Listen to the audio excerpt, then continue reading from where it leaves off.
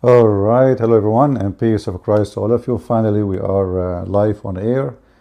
The live stream in the Restream program or software or website was not working, so we had to switch to StreamYard, as you see.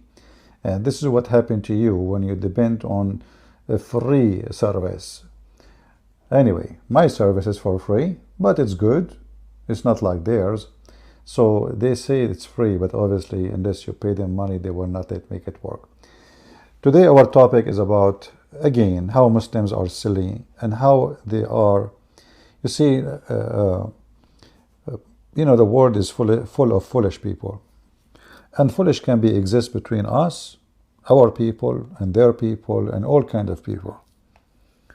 The Bible says that my nation being destroyed because of their ignorance. And this is absolutely true. Ignorance is our enemy. You see, I'm not fighting the Muslims. I don't hate the Muslims, and all of you know that. I'm fighting their ignorance. I'm fighting the ignorance of the Muslims and ignorance of the Christians too, because many of us are Christian by name and do not know what even they believe in. And actually today is an example of that. So the Abdul, they have a channel. It's called Pervert, Islam Pervert, or sorry, Islam Revert. Anyway, you have to be a pervert to accept to be a part of religion. Promising you sex room. You will live in a room full of women naked, and you will be doing nothing to have except being effed or being effing. Excuse my language, but this is the truth, and this is the fact which nobody want to say it as it is. As you know, I don't sugarcoat things. So this is a female Muslim, and supposedly maybe she is a convert or something, I'm not sure. But the channel, it says that she is supposedly a convert. And this lady, she have a question which you Christians cannot answer. I feel sorry for you. I don't know even how we can answer her. How you can answer her? None of you can do that. It's impossible. That is a mission impossible.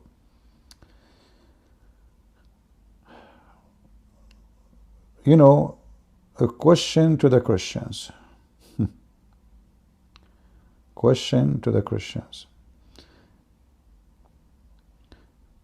Sometime you ask yourself, when a human being, he look like one, appear like one, does it mean really he have a brain of a human being?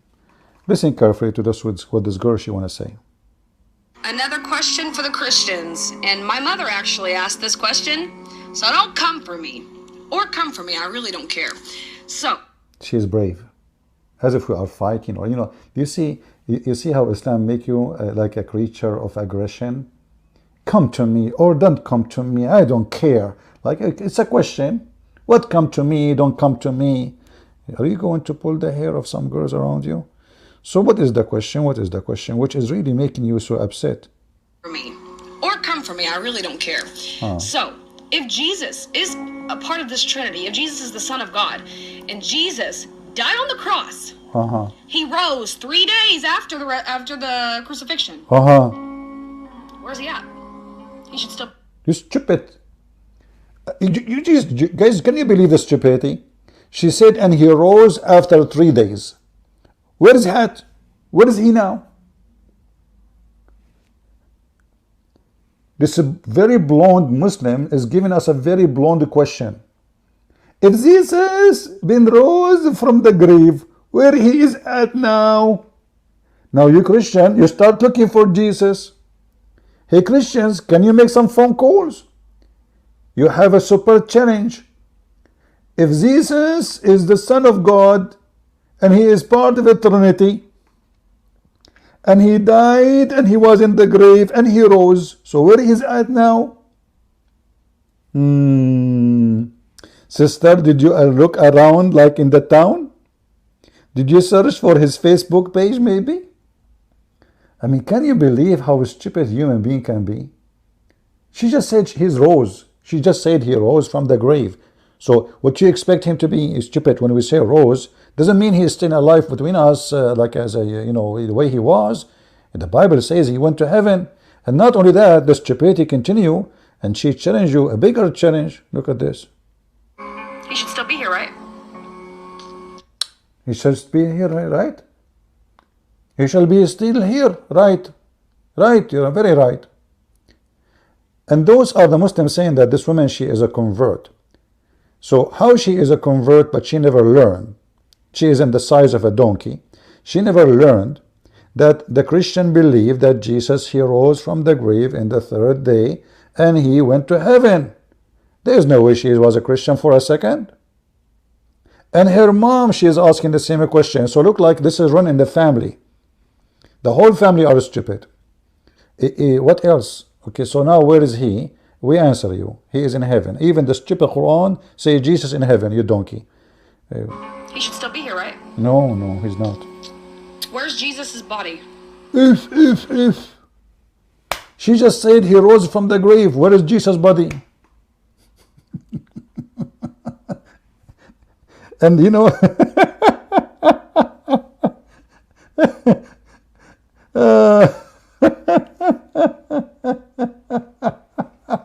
where is Jesus' body? You stupid, you just said he rose from the grave. What do you mean, where is Jesus' body?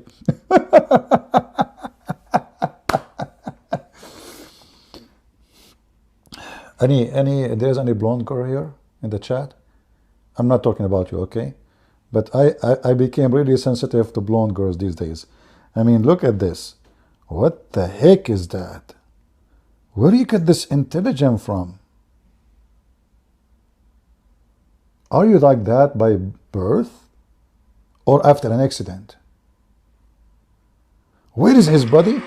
Where's Jesus? If he rose from the dead 3 days after the crucifixion, then where's he at? He should still be here, right? Where's the grave? And she have tens of tattoos over her fingers. Too much drugs. Obviously, the drugs she used to take, damage her brain. Of Jesus. We need answers. And it's actually... Where is the grave of Jesus, you stupid donkey? Mutagar. Just search in Google right now. You will see the grave of Jesus. Actually, if you look for your video, underneath of your video, you will see there is a tomb of Jesus, empty tomb of Jesus. Stupid, savage, silly. I don't know. Even the word stupid is useless with those people. It's an insult to stupidity to call you stupid. Their God, you don't understand what the Trinity is. Their God don't understand what Christians believe. Their God think that Mary, she is part of the Trinity. The Muslim, they're asking questions which is absolutely stupid, silly, and even, I mean, a kid is 7 years old. We are in the time of the internet. Everything, like, let's say you are ignorant. Let's say you are born, you're in a little village somewhere, there is nothing. But today, even villages, they have internet, they have electricity. What are you talking about? So you have a phone, you have internet, and you are in TikTok, and you are wearing hijab, and now you are defending Islam. But obviously, your Islam is a stupid Islam. And by the way, instead of being angry about where is Jesus' tomb, which exists, until now, it's one of the most important churches for the Christians in the world. In Jerusalem, you idiot. Aren't you worried about how many women they will be sleeping with you in one bed in the heaven of Allah? Aren't you worried about your husband, he will have an endless penis?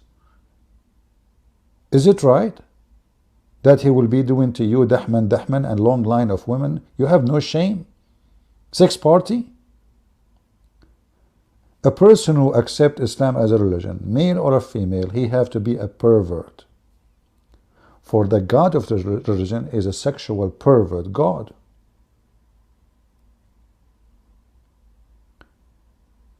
You see, because Muhammad, he is speaking to men, he was promising a lot of sexual promises.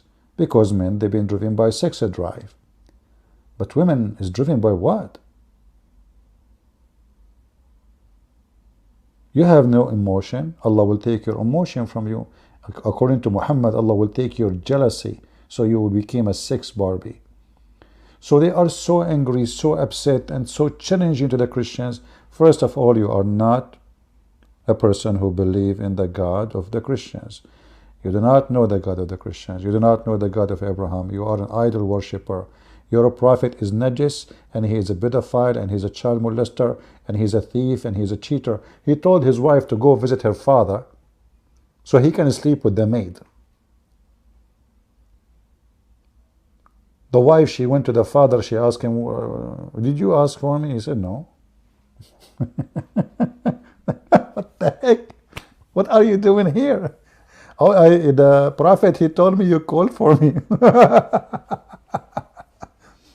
So, those people, they have, you see, this is why you need to educate your children. If this is a woman, she is a convert really, this is telling you what kind of family she grew up in. Zero education.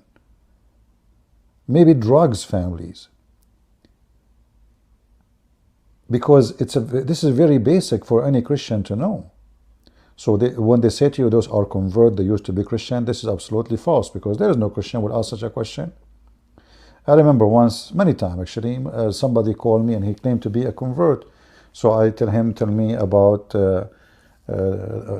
something about the Bible of Jefferson. I just like to throw any name at him. And he starts saying, yeah, I can tell you. I said, yeah, about the Bible of Jefferson or the Bible of Magellan. What do you know about the Bible of Columbus? You know. So right away he started giving you ideas about the Bible of Columbus, which is, do you know, I say to him, what chapter you are reading from? I mean, we have a lot of hilarious time with those Muslims who claim to be convert. But it's possible that this woman, she is a convert, but obviously she never been a Christian, and she is so stupid to be Christian. Now I have a challenge for the Muslims. As long as this woman, she is asking, where is Jesus? Who is a Muslim with a volunteer in the chat and tell her, where is Jesus now? Any Muslim?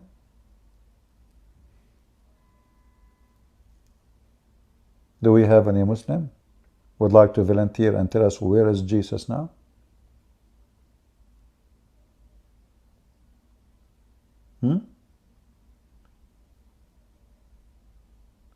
Anyone? Who is a Muslim? He can tell us why Muslims are ashamed. I'm sure there's many Muslims here. Who is a Muslim can tell us, where is Jesus now? Do you know what the Muslim will say, even though they are shy and ashamed to answer? Jesus in heaven. Okay, where is Muhammad now?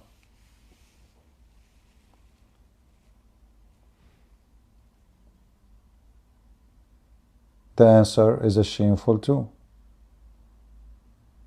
Muhammad is in the grave. Then shouldn't we ask ourselves a very simple question? Why Jesus? If Jesus is a Muslim, Muhammad is a Muslim, and Muhammad is the highest prophet in the world, why the one he is the highest, he is the lowest, and one who is not the highest is the highest? Because the one in heaven obviously is the one enjoying life for thousands of years, and where he is now, in the heaven, with who? With God. So while Muhammad is accompanying cockroaches and rats in his grave and a scorpion, Jesus, as we speak, he is in heaven listening to us. So where is Muhammad?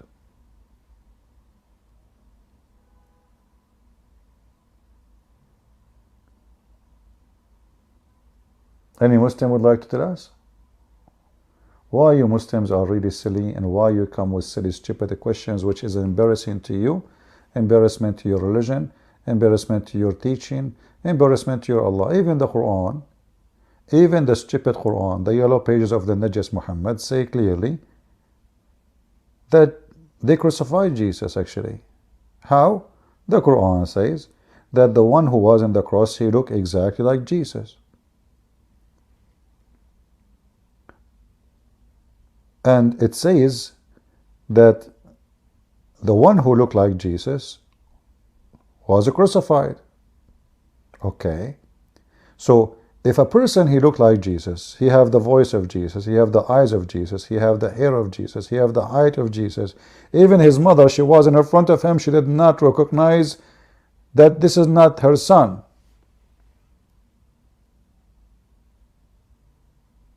How you Muslims deny that Jesus was crucified? And then the Muslim, we asked them, how the Quran work? When the Quran says that it was made to them,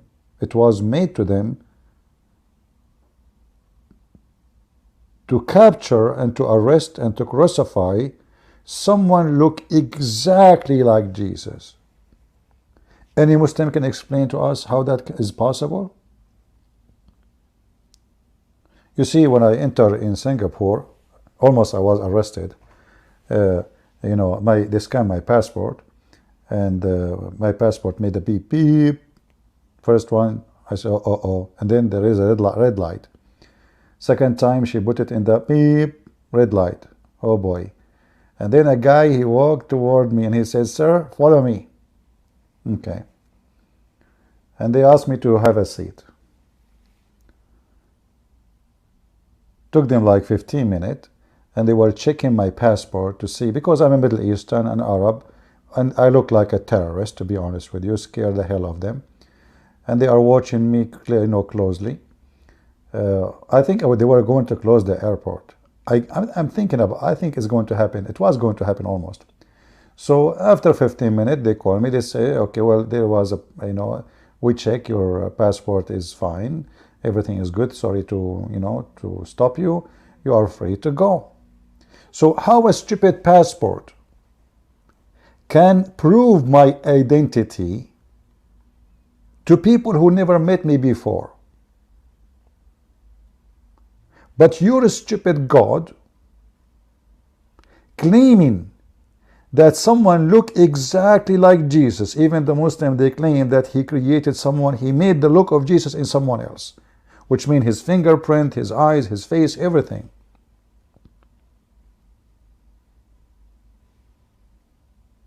How a stupid computer can verify who am I, but the stupid Allah claiming that this is someone look like Jesus and he made him look like him. Then we ask the question, what is the purpose of this cloning Jesus? The cloning God. So God, he cloned Jesus. So now we have two Jesus. And now as long we have two Jesus, how we know that the Jews did not arrest the true Jesus? Yes, do you know what I'm saying? If there is two guys, they look exactly the same. What is the guarantee that they did not take the right one? Because making them two doesn't make any difference. Especially if the arrest, like, you know, if the Muslims, they say that Allah, he took Jesus to heaven before the arrest, that is even more stupid. Because what the point is making someone look like Jesus if Jesus is already saved? You know what I mean? Where was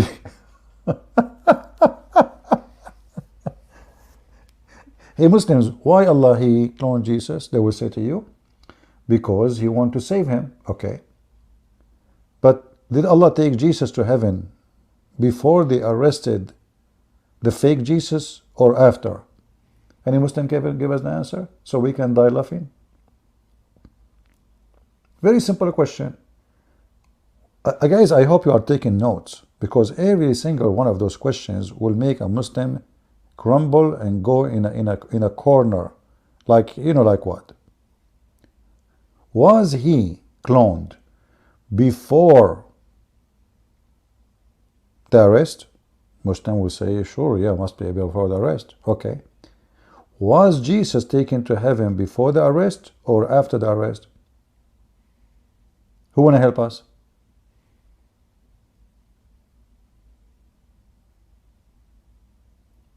Any Muhammadan? If Muhammadan come to the chat now, do you know what he will ask you? Christian believe in 3 gods. Any question is an embarrassing for them, they switch to talk about the Trinity. The Trinity is the rope they try to escape with it from the embarrassment of the stupidity of this religion. In the best scenario, yeah, they say Allahu Alam, Allah knows best. And then we find that Allah knows nothing. If Allah knows best, He should know that the sun does not set in murky water.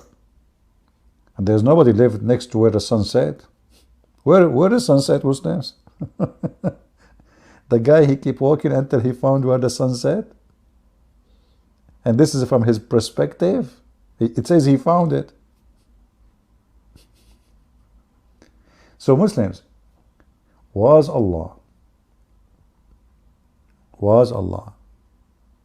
able to rescue Jesus from the Jews before the arrest or after the arrest? Who want to give us the answer? Let us go to the Quran, and it's time to change this stupid picture from our face. You know? Unbelievable.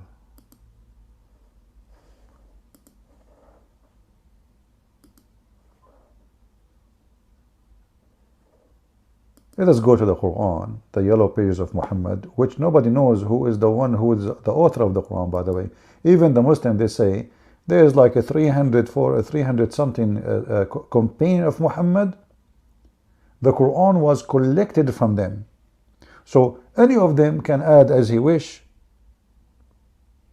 Can he hide as he wish. A verse he don't like it, he hide it. The Quran was not collected by the Caliphate. The Caliphate did not even write one verse. If we can quote a verse. But let's go to the Quran. I will put it for you on the screen. Give me a second.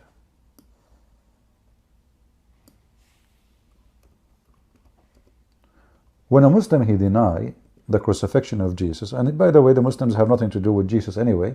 Even their God Muhammad, he failed to get the correct name of Jesus. Who is this Isa? What Isa? We as an Arab Christians, we never heard of Isa. Not a single Arab Christians he ever, and we don't use the word Isa ever. If you go to chapter 5, verse number 157, see, the Quran have time to tell us about the flying carpet, the ring of Solomon.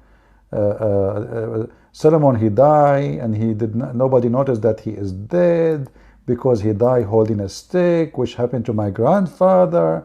By the way, my grandfather, he died like maybe 20 years ago. Nobody knows until now that he's dead. Why? Because when he died, he was holding a stick. So if you yourself, you are looking for an idea how to fool those who, like, I don't know, there maybe some people don't like you, and they will be happy that you died. So what do? The answer is very simple. When you die, you hold a stick. Very simple. Actually, if you don't believe me, here we go. We'll give you the verse in the Quran about the stick. The sticky God. And this God is telling the truth, brother. This is the story. Yeah. Okay. Oops. Brother. Let us read together. In chapter 34, verse number 14, it says, let me be sure that the page is clear for you guys. Here we go. All right. And when we decreed the death for him, nothing showed his death to them, save the creeping creatures of the earth, which what? Let me move the page. Gnawed away his staff. Like, what the heck?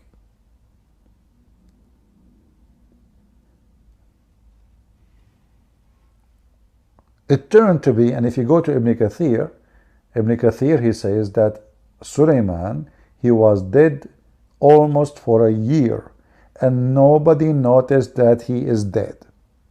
The genie, his wife, she come, honey, do you want to eat honey? Sulaiman, he don't answer. She did not notice he's dead because he's standing. She comes second day. Honey, we did not do boom boom for a long time. You don't want to do boom boom? Sulaiman don't answer. She come a week after. Honey, don't you want to go to the bathroom? You must be full of shit by now. Sulaiman don't answer. The general of the army, sir, the enemy is approaching. Gog and Magog is almost here. What we should do? Sulaiman is not answering. Afrit, Mr. Afrit from the genie, the leader of the genie, the fastest Afrit. Labbaik shabbaik, your genie bayna yadayk. The genie between your hands. Sir, what do you like me to do? Sulaiman is not answering. Sir, we have a message from the most important and the smartest president in the world, Mr. Joe Biden. This guy, he have nukes and he forgot his name. He's asking you, do you know what is the code for the nuclear weapon? Sulaiman is not answering. Sir, Putin, he attacked Ukraine. What we should do? Sir? Okay, sir, you don't want to answer. I get it. That means we do nothing. Thank you. I mean, what the heck? A king, his kingdom, his army can go all the way to Persia. He have a flying carpet, carry 600,000 chair, and hold his army equipment. He controlled the genie and mankind, and the bird and the chicken, by the bird, by the ring. And now he is dead, holding a stick, and nobody noticed. The Muslim, they don't question such a stupid thing. I mean, this is alone is enough to prove Muhammad to be a donkey. Who in the world want to believe such a garbage?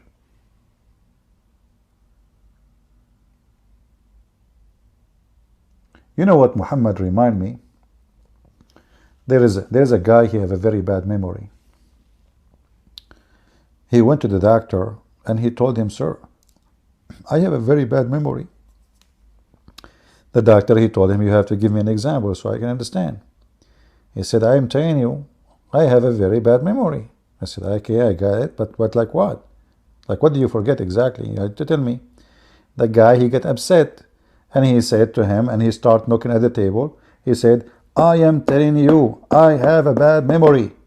Memory. Come in. He forgot that he was knocking at the table. So the stupid Muhammad, he forgot that the Jews are making fun of him when they tell him those stories. Those stories they tell them to those are bedtime story for the kids. The stupid Muhammad, he take it, he put it in the Quran as reality. A Jew, he knock at the table, Muhammad, he says, coming in. Who's there? He just knock in front of you. They're making fun of you. So they made fun of him when they asked him about Alexander the Great. They made fun of him when they asked him about the seven sleepers. They made fun of him when they told him about Sulaiman. I mean, this guy, this is why the Quran says he's an ear. He's an ear. The Quran called him, describing ear. What ear mean? He is a guy, whatever he listen, he take, and he put it in his book.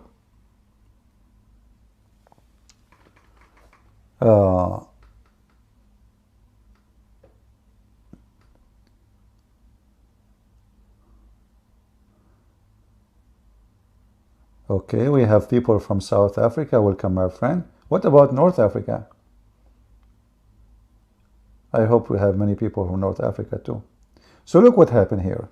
We have Muslims who question silly things. Where is Jesus now? I mean, Jesus in heaven. Even the Quran says in heaven.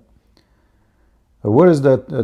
Where is his body? What body? You're just stupid. You either just said he rose from the grave. What body? But they don't question, they don't, I assure you, none of those Abdul ever read his book. When you open Ibn Kathir and you see Ibn Kathir that saying that Suleiman was dead almost for a year and nobody noticed. Muhammad, he died, and the Muslim did not bury him for 3 days and he stink. So let us make a little study. How Suleiman is dead for a year, standing or sitting, just because he's holding a stick. Nobody noticed. But Muhammad laying down on the bed, closing his eyes, everybody noticed that he's dead. Any Muslim can help us? Do you know what happened to Muhammad when he died? The hadith says, وَقَدْ رَبَى بَطْنَهُ. His belly became so big, full of gas, which means he started farting when he was. And this is what Ibn Abbas says. He said, ادْفُنُوا صَاحِبَكُمْ فَإِنَّهُ يَأْسُنُ كَمَا يَأْسُنُ الْبَشَرُ. Bury your friend, he is stinky. He stink as all humans, they stink. So how Muhammad, his belly became full of fart and gas and he stink, and even the hadith says that his fingers, they shrink, and his nails became green. So how the Muslims were able to find about Muhammad that he is dead right away, and he stink in less than 3 days, and his nails became green, and his belly become big, and he full of fart, and he stink, yet Suleiman is dead for a year, just because he's holding a stick, nobody noticed.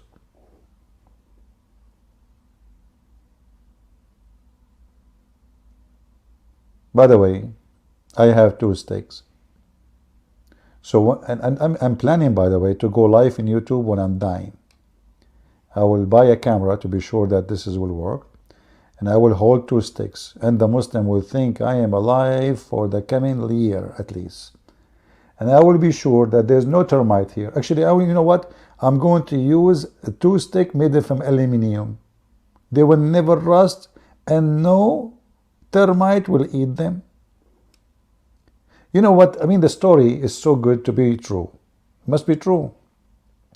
His wives coming to the room, in and out, his servants, his slaves, his whatever. Nobody noticed that the ants around the stick. Okay, now the ants are working in the stick. Forget about the guy is dead. They did not notice that there is a lot of ants.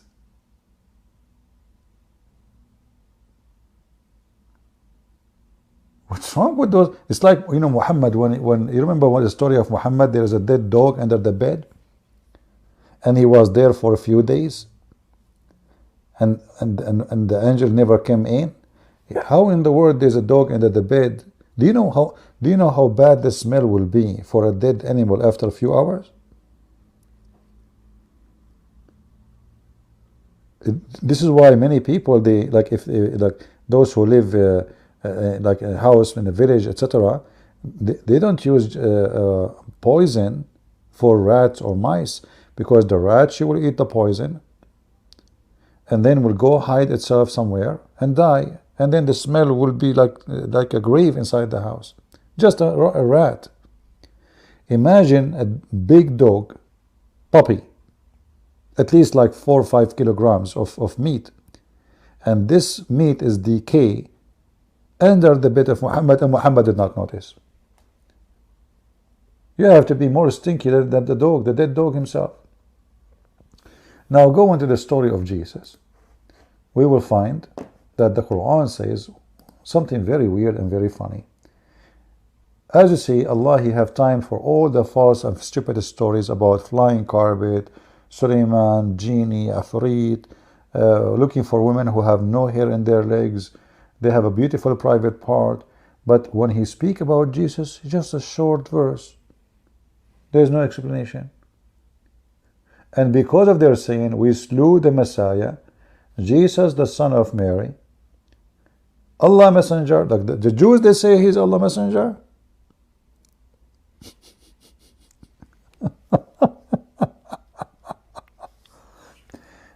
Hey Muslims, Since when the Jews admit, let us say for the sake of argument, Allah here mean God, which is not, because Allah is a name of the God of Islam. But let us say for the sake of argument, this is what it says. But since when the Jews acknowledge Jesus to be even a messenger or a prophet? Any Muslim can answer me? This is what the Jews says.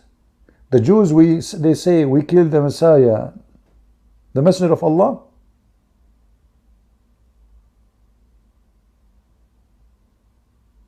Any Muslim can show me the reference?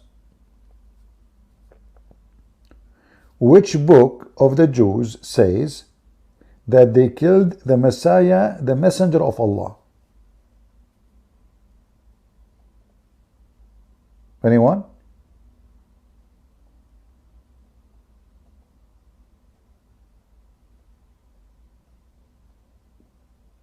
The Jews don't agree with, they don't believe in Allah, and the Quran says that. In different verse, Muhammad, he says that the Jews believe that Uzair is son of Allah, but not even a single Jewish book says that. And since when the Jews believe in Allah anyway?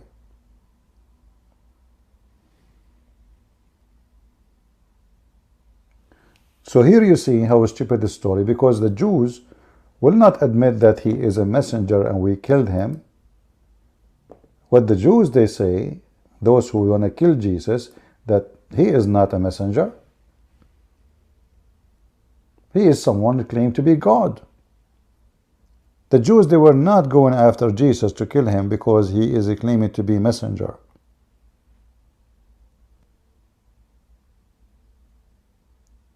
The Bible says the Jews wanted to kill him because he made himself equal to God. And then the story continues.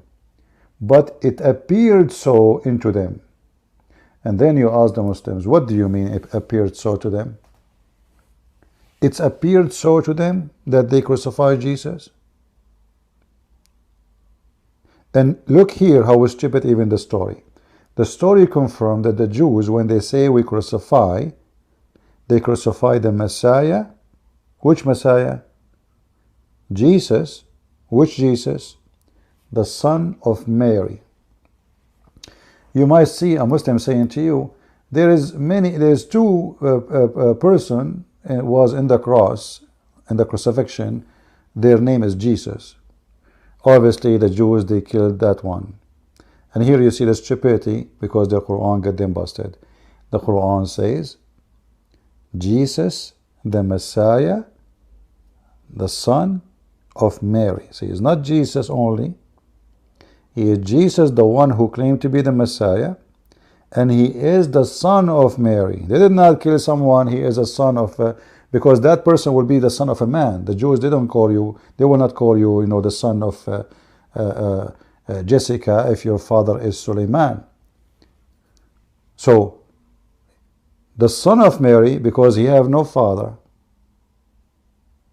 he's unique. He's the only one in this society. He's been called such a name. The Messiah is nobody name except the Messiah, and nobody dare actually to cause that name at that time or even now. If you go in all Islamic countries, you will not find one person dare to call himself Al-Masih. And the Jews until now, they are waiting for the Messiah. So if the Jews say we killed the Messiah, that's the most stupid thing ever, because they are waiting for the Messiah.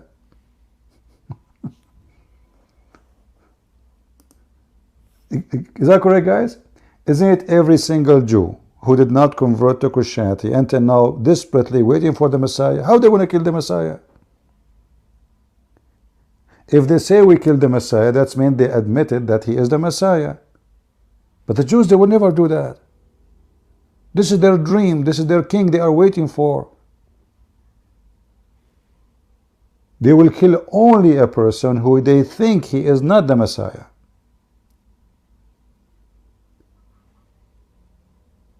There's no way the Jews will kill the Messiah.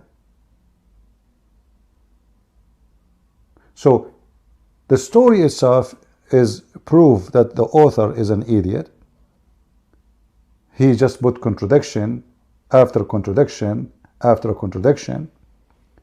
And then, to make it more stupid, it says it was made to appear to them. Okay? So, you ask the Muslims, what does that mean? They say Allah made someone look like Jesus in the cross. But that means Allah is not just, because you are sacrificing a human being to be killed to save a human being. Same time, can't Allah save Jesus without this game? Number 3, based on this story, the one who created the Christianity is Allah. If there is no Jesus on the cross, there is no Christianity. Christianity is based on that Jesus, for God he loved the world, he sent his only begotten Son. And what he did? The most amazing thing he did, prove how much he loved us, he sacrificed his life. So if that never happened, Jesus is just not, if Jesus, look at this stupid here. If Jesus is still alive at that time, and he lived in this earth, and then he died like everybody, then nobody will believe him. You son of God, here we go, you are aging, you are getting old, then you became 60, 70, 80, 90, 100, and then you die. So you are not. Why Allah he did this? Why he take Jesus to heaven, and right now he is in heaven, and that made me as a Christian more strong in my faith. Why? Because even the enemies of Christ, the Muslims, even the Antichrist, or his Antichrist, Muhammad, not just Muhammad, even those the most enmity to Christ and Christianity, they admit that Jesus the Christ is in heaven. So how us, the Christians, can take away such a belief from our belief if the enemies of our belief, they accept it?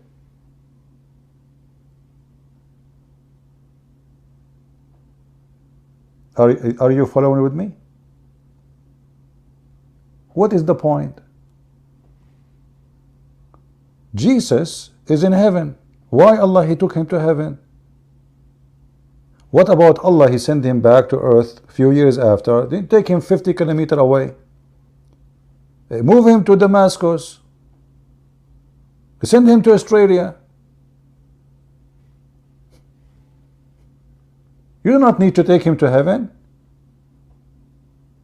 When Allah he took Jesus to heaven, was that because this is a plan of Allah, or because it was a rescue of emergency? And that will take our discussion to a different level, and you will see how stupid this religion is. Because according to Islam, everything done as destiny. So if the Jews they decide to kill Jesus, it was destiny. And then if you think about it more deep, we will get more dizzy. So Allah he decided to make the Jews kill Jesus. Then Allah he decided to save Jesus from the Jews. And then Allah he said to himself, how I'm going to save Jesus who I want the Jews to kill him from killing him? So Allah he made someone look like Jesus. And then Allah he have now two Jesus. One is the true Jesus and one is the fake Jesus. Then the Jews they enter to the room. They said to him, which one of you is Jesus? The fake Jesus he says, trust me, it's me, I have the credit card. So they look at his credit card, he have it. And as long he have Visa, he got the trust. So they arrested the fake Jesus. So now why Allah took him to heaven? I mean, already they arrested the wrong Jesus. So why we need to take Jesus to heaven? And look at the Abdul. Not a zero Abdul there to answer. Not a half Abdul. Not a baloney Abdul. They are just busy going around the stone. Kissing the stone. Mwah. And the funny, you will see someone like Zakir Naik. Brother Titar, Islam came to destroy paganism. And we are people who fight against him. The Prophet, he destroyed all the idol. And he left one idol, the Kaaba and the black stone. Brother and sister, Zakir Naik, I have a question. Christian Prince, I told you, don't ask me question. Zakir, I'm not asking you a question. I want an answer. Okay, exactly. That is better. As long as you want the answer and there is no question, I'm willing to answer. What? How stupid, but is this the same? I want an answer, let me have a question. So what is the question? Zakir Naik, you told me I can't ask question. Exactly. So what is the answer? You tell me the answer. Zakura, listen. Why you Muslim kiss the black stone? Christian Prince, first of all, the black stone is sent by Allah. Zakir Naik, I don't care, sent by Allah, sent by Trump. Why you are kissing the black stone? Christian Prince, first of all, Trump have nothing to do with black stone. I like his daughter, she is very beautiful. But the black stone, don't cross the red line. Zakir Naik, what red line, man? It looks like a vagina. Have you ever seen one? Christian Prince, respect yourself. For sure I saw many. What? I mean, I saw one. Ah, okay. What you saw? Christian Prince, I can't tell you. What a stupid religion. This is a religion? So going back to the verse. Allah, he made someone look like Jesus. We asked the Muslims, did Allah take Jesus before the arrest or after the arrest? Zero Muslim can answer, because that answer alone will destroy all of Islam. For if they took Jesus, if Allah he took Jesus to heaven before the arrest, then there is no need for the cloning. If he took him after the arrest, if Allah he took Jesus to heaven after the arrest, there's no need for taking him to heaven. Because now the fake Jesus is arrested. That's it. They are not going to look for the second Jesus.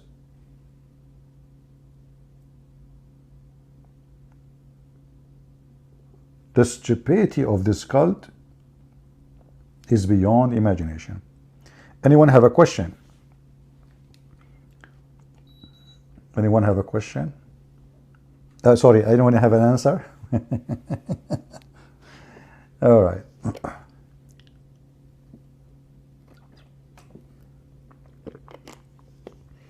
The word Naik have any meaning in Arabic? Yes, it's a dirty word. It's mean the F word, literally. But this is a word, only savage people they use it. You know, this is a street word. This is why you see Muhammad, it's appear in the hadith. There's a man, he came to Muhammad and he said to him that he did sleep with the women. Muhammad, he said to him, did you F her? He used exactly the word you are talking about. Aniktaha, and this is the word in Arabic. And I change any Muslim to say it is not the F word. Challenge. Challenge of $1 million.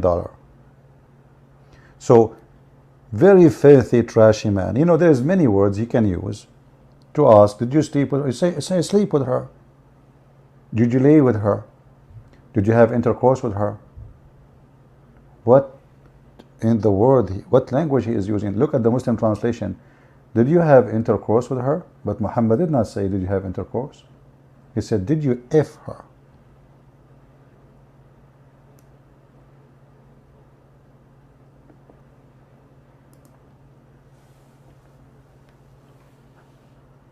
Any question?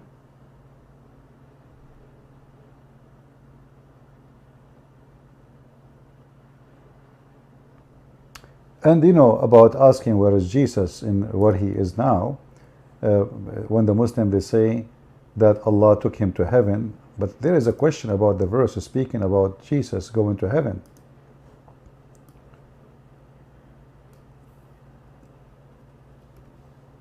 Because the Quran says that Allah will make Jesus die, and after he die, Allah will take him to heaven, not before. chapter 3, verse number 55. And here when you say the Muslims, and remember, what remember? I mean, this is, you see, even the language is so stupid, and the Quran is so stupid, and the translators are so stupid. How in the world you say and remember as if we were there? If the conversation was between Allah and Jesus, what do you mean, do you remember? In Arabic it says, إِذْ قَالَ اللَّهُ يَا عِيسَى. إِذْ قَالَ اللَّهُ يَا عِيسَى. Where's إِذْ? When that happened? That happened in the past. Who is talking? You see, if the one is talking here in the verse is Allah, the verse is wrong. Who is talking? And then, when Allah said, "Oh Jesus," who's talking? And when he said that, it's in the past. I am gathering thee. Gathering thee, why? He was pieces.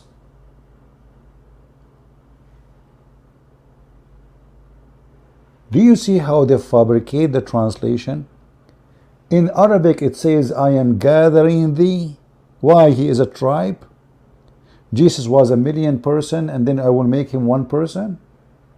In Arabic it says, Inni mutawaffika. What gathering thee? Gathering thee. What gathering? You change the translator. Which translation is that? Let us see which donkey. Hilali and Khan. Let us see different translation. Maududi. Dudi dudi. Dudi dudi dudi. Gathering thee, Muslims. What a hypocrite religion. Look at this. And it was part of his scheme. When Allah said, "Oh Jesus, I will recall you and rose you up." Recall you? In Arabic it says mutawaffika. Mutawaffika mean I cause your death. What recall you? Tesla is calling the new cars because the battery have a problem. This is what the Quran is saying. Here Muslims, mutawaffika mean recall you now.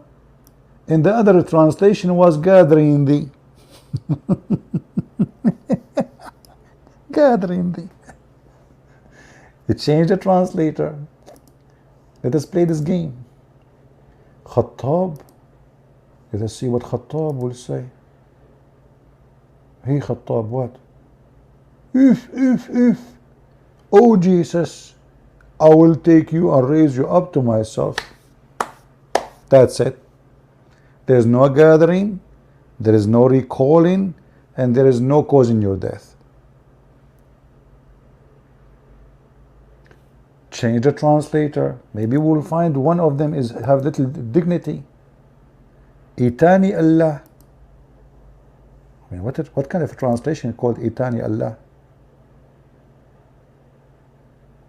I am terminating you. Oops.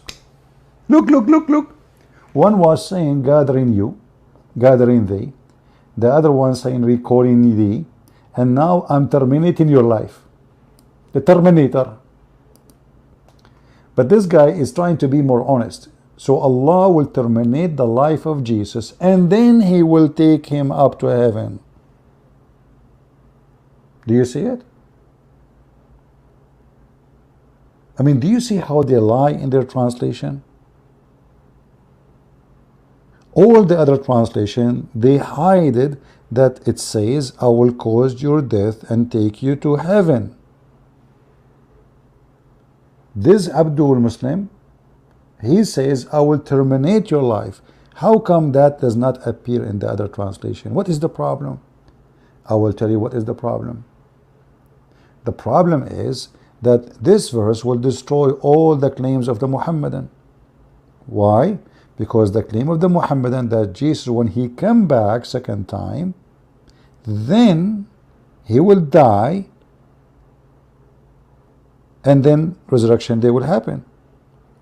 Here in this verse, Jesus, before he go up to heaven, he have to be dead, literally dead. Then Allah will raise him up and take him to heaven. So this verse mean or based on this verse, Jesus must stay in this earth until the day of resurrection. Do you see how stupid this book is? This is what happened when you ask the Muslim an embarrassing question like, Allah, he pray on Muhammad, Mimi Hijab, he says, Allah, he said, pray for, not to. As if it make any difference. Allah pray for or to, you idiot. It doesn't make any difference. Still he's praying. The question is, Allah, he pray to who? So supposedly he solved it now.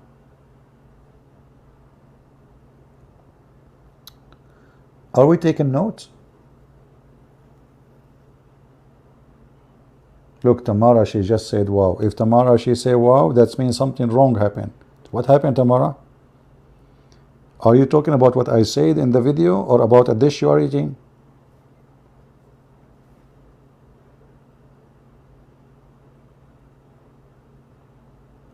Any Abdul?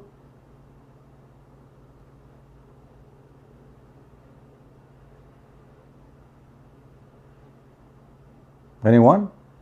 Do you see that you study any verse in the Quran, you will see you know, when this guy Yasser Qadi, he said there's a hole in the narrative. I mean, what hole? The whole religion is full of holes. It's like a screen door. Any verse, I can show you tons of mistakes in the same verse, not even the chapter.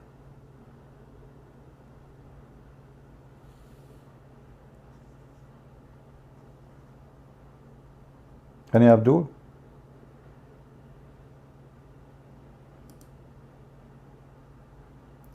Isa will break the cross and kill the pig. Look like an easy, passy job. For now, he is unemployed, waiting for a new contract. And you know, that is even more funny. I mean, Jesus will come in the day of judgment, and he will be face to face with Mr. Pig. You know, like the cowboy song? And the whistle of the cowboy. And Jesus will say to the pig, we count to 3, and the one who shoots faster, he is the winner. And then what will happen, brother? What will happen, brother? Amazing, amazing, amazing. Who can deny such a thing?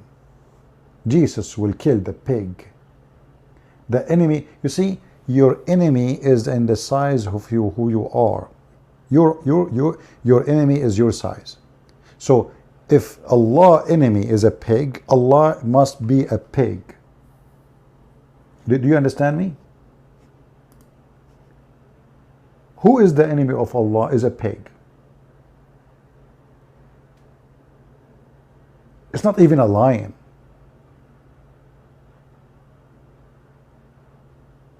Imagine if we say Putin, his enemy is a pig. That will be the most silly, stupid thing, right? I mean, this guy, he have nukes, he can burn the earth.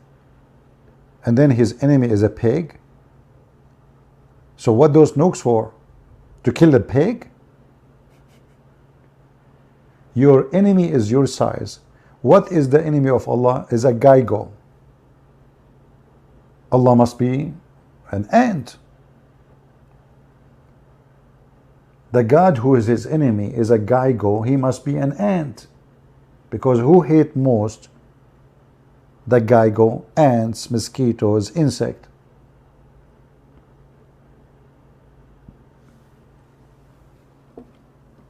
Somebody is saying, stupid CP. This is a smart Muslim. Christian Lord is nailed. You remind me of an Egyptian. He was a donkey like you. He said to me, well, if Jesus is the Son of God, don't you think that his Father will save him? So look what you just did. You are saying that Jesus cannot be the Lord because he was nailed. But isn't it your religion says he never been nailed? And now we nailed you. Because if the reason for you to reject Jesus to be God, that he was nailed, well, in your religion, nobody can nail Jesus. You see how stupid you are? You are a certified donkey like your prophet. Go ahead. Do some chew of the grass I left for you. Somebody saying from what denomination you are. I don't know. Sometime I'm from Samsung. Sometime I am with Oppo. Sometime what denomination? Christianity does not have denomination. Jesus said, whoever believe in me and die will live. Whoever believe in me and die will live. So we Christians, we don't believe in domination. And if there is people who believe in that, this is their fault. The Bible is not the book of domination. It's not the book of the Jews or the Christians, or, you know, it's the book of God. The Bible is not the book of the Catholic or the Protestant or Orthodox. It's the book of God. And Jesus is not for the Catholic, neither the Protestant, neither those who call themselves whatever names. Jesus is the God of all mankind, even those who reject him, even the Muslims, even the pagan Muslims, the black stone kissers. So when people, they create a school of thought, they create a school of thought. But God, he have one school. That is his words. And if you believe in his words, whoever you are, if you believe in what he did to you, whoever you are saved. We don't worship bishop. Actually, the Quran have a verse which is stupid, showing us how stupid Muhammad is. So the Quran says that the Christians and the Jews, they took their monks and rabbis as God.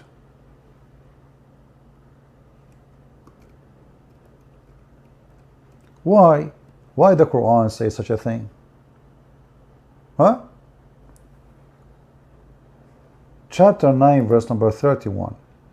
It says, they have taken as lords beside Allah their rabbis and their monks and the Messiah, the son of Mary. But the fact, the one who did that is the Muhammadan. Who is your Lord, Muslims?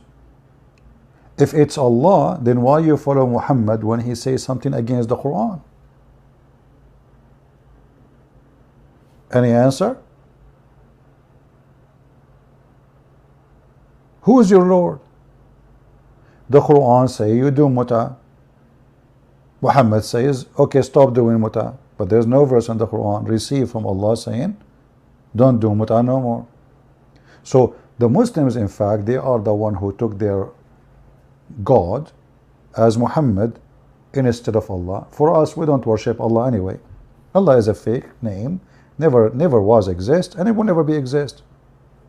Who is this Allah? You know, is a name of a pagan.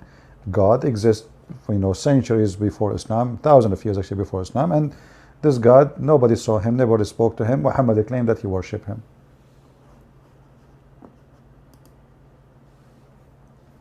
And in fact, the verse in front of us says, beside Allah and the Messiah. In the Muslim translation, it says, just to, you know, read carefully. This is false translation. It says, they took their lords beside Allah, their rabbis and their monks and the Messiah. That is a false translation. In Arabic, it says, اتخذوا أحبارهم ورهبانهم أربابا من دون الله والمسيح ابن مريم. So they took their monk, their rabbis and their monks as lords instead of Allah and the Messiah, the son of Mary, which means the verse confirming that the Messiah is God and they should not follow their monks or rabbis, but they should follow Allah and the Messiah. Actually, to get any Muslim busted with this translation, go to I think it's called Quran.com. Like there's a website. You can move the mouse over the word one by one. Don't listen to the translation. Just move the mouse over the word, and it's going to translate for you. Or you can translate using Google Translation word by word, and you will see what I'm talking about in order.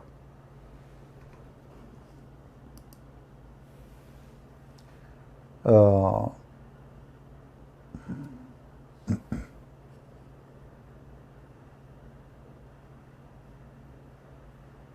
Faisal, guys, Faisal, he knew how Jesus have long hair.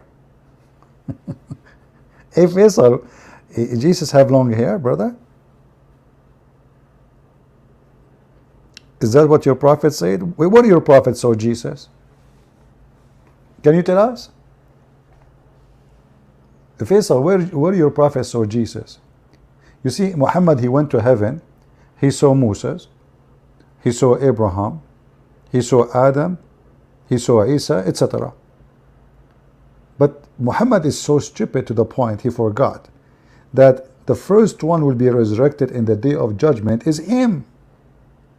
Which means all of them they are dead. And the Quran says that all messengers before thee, they pass away. So how he went to heaven and he saw Adam, Abraham, Moses? You know, I love the Chinese when they say he left as a donkey, never came back as a horse.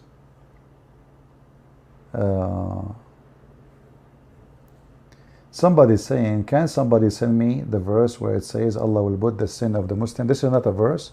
This is a hadith of Muhammad. This is not a verse. No calls today. You see, these days I'm traveling, so my system is not the, you know, like not the most advanced system. Until, you know, until I go home to, you know, 2 years from now, we will not take calls. No, I'm just joking. We will take calls maybe soon. I will start. I need to install. I installed actually Skype. I need to make a new account. I could not find the password for the new account I made to take calls, because those software here, when we give a link, you know, last time we gave a link, Muslims they start calling us and playing porn. Very savage people, trashy, you know. So we want something more control, like we're able to control it. The second you post the link, you cannot stop them. They will keep calling, and even if you don't see them, they will appear on my screen, you know. So we want to have like a better control to use software. You know, let us ask the question to Faisal, as long Faisal is the brave Muslim, and he is the only one he said something until now. Hey, Faisal, we were asking the Muslims, I don't know if you are a Muslim, I'm assuming until now you are, but soon you will leave Islam. In Arabic here, it says, إِذْ قَالَ اللَّهُ يَا عِيسَى إِنِّي مُتَوَفِّيكَ. And this is the Muslim translation. It says, Allah said, "O Jesus, I'm terminating your life and rising you to me." When Allah, He terminated the life of Jesus? Faisal, can you help us? You are the only smart Muslim is exist in this galaxy. And without you, we will never get help. Now Faisal, he will go to the internet and he will start searching. Searching. Daragan,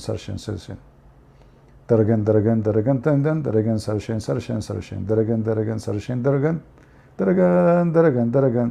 And Faisal, he will come and he will say to us, yes, Allah, He said, I will terminate you. But do you see, He says, I will? Well, when Allah, He says, I will, that means it will never happen. He will go get you busted. Don't you see, it says, I will? Have you ever seen Allah doing something He said He will do? Never happen. I will. Allah is the same as the government in the Middle East. There's a guy, he took a picture when he was 6-7 years old next to a hole in front of his house. And then he took a picture in the same place when he is 35 years old and the hole is still there. Because they will fix it, inshallah. You call the city, they say to you, inshallah, brother, inshallah. If Allah is willing, inshallah, we are going to fix it tomorrow, inshallah. And every tomorrow is tomorrow. Tomorrow never come. Tomorrow come, it became yesterday. You know?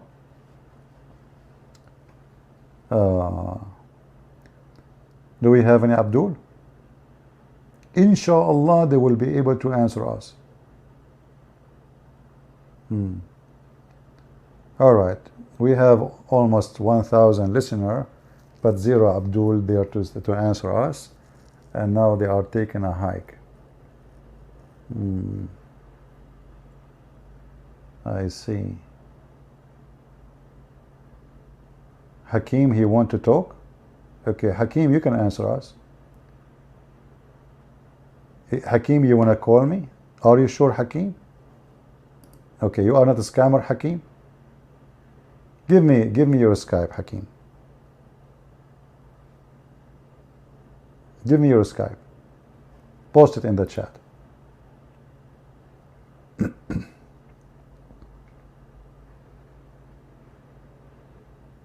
Give us your Skype, Hakim. We will find a solution to call you.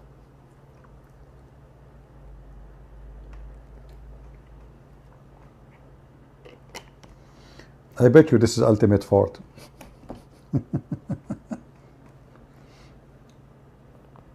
How are you doing, ultimate fort? Give me your Skype. Go ahead.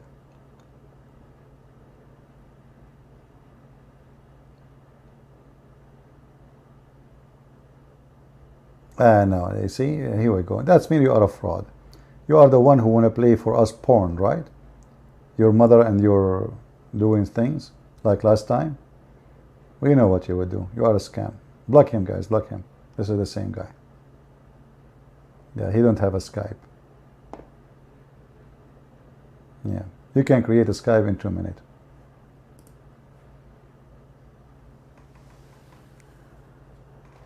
As you see, and you know, by the way, here we go. Feel free, you can give me the answer here and we can put it in the screen. But you are a potato. You are a porn. You know, last time we gave the link to the Muslims, they start playing porn. This guy having sex with his sister. Then his mother, she opened the door. Then his father, he says, may Allah bless you. And then he said to him, didn't I tell you don't do sex without condoms? And then he said, oh, well, I'm going to buy condom. He showed him the hadith where it says that if a man, he want to have sex with a dead man or dead women or young boy, he have to wash and she have to wash. Do you know the hadith, Hakim?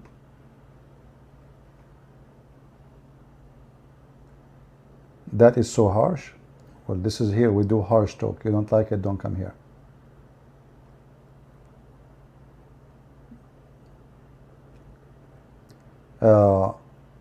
This is what the hadith says. I'm not making things up. We can show it in the screen, but that will turn our topic to a very adult topic.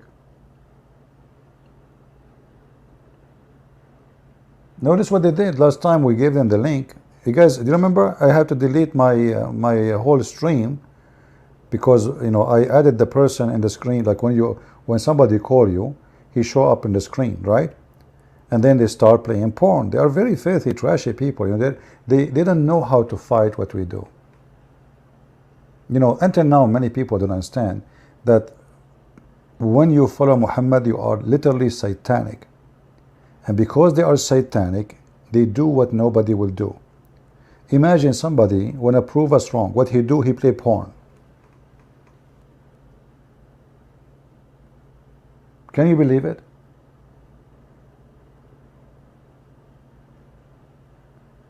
You cannot trust a Muslim. Trusting a Muslim is a proof that you are a fool. So always we have to be in control of the conversation, otherwise they will go so low. And we cannot go low to that level.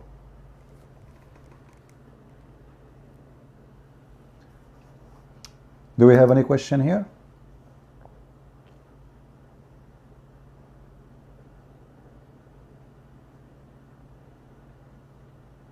Any question? Okay, any answer? As long as there is no questions. Do we have any Zakir Naik here? Hey Bruce Lee, how are you doing? Bruce Lee, you are here? Guys, me and Bruce Lee, we used to serve together in the army, in the Chinese army in Brazil. And then one day, you know what happened? We were sitting together, me and Bruce Lee and Jackie Chan. You know Jackie Chan? I think he is not famous. You do not know him. Anyway, he's like, you know, Jackie Chan is from Netherlands. So anyway, like we were sitting together, and then Prophet Muhammad, he came to us. And he said, I tell you to join Islam. We told him, what you give us? He said, 70 virgins. Jackie Chan, I mean, hardly he can sleep with his wife. He got scared, you know, right away he escaped. That's why he broke his shoulder. Look, he jumped from the window. He said, I cannot do that. You know, and he jumped from the window. He forgot it's second floor. He broke his shoulder. Until now, Jackie Chan, he cannot use his third shoulder, not the second one or the first one. And then, you know, like I look at the Bruce Lee. I said, hey, Bruce Lee, what do you think? You know, he said, let us negotiate. So we asked Muhammad, how many? He said, 72 women if you are not a good believer. Bruce Lee, he said, what if I'm a good believer? He says, man, unlimited. Bruce Lee, he said to him, is there any down payment? He said, no. Inshallah, you will have them. So Bruce Lee, he put his foot in the ass of Muhammad, and he said to him, Inshallah, I will hit you and I will not break your ass. And boom, and he threw him from the window. And then he fell in the top of Jackie Chan, because you remember, I told you Jackie Chan, he jumped from the window, right? But he didn't move. He didn't move. And that broke his fourth shoulder. So now Jackie Chan, he has the third shoulder and the fourth shoulder, which is proving that Muhammad fell down from the second window, proving my story. And this is a story, Sahih al-Bukhari, hadith number 003040. And I challenge you to prove it wrong. And actually, Bruce Lee is here. Hey, Bruce Lee, do you agree or not? Just you know, he is here. I mean, see, I'm not even speaking his back. The guy is here. You can ask him. We have witnesses. You know, if we are talking about fornication, we need 4 witnesses. If we are talking about Muhammad, we need 2 witnesses. Me and Bruce Lee is enough.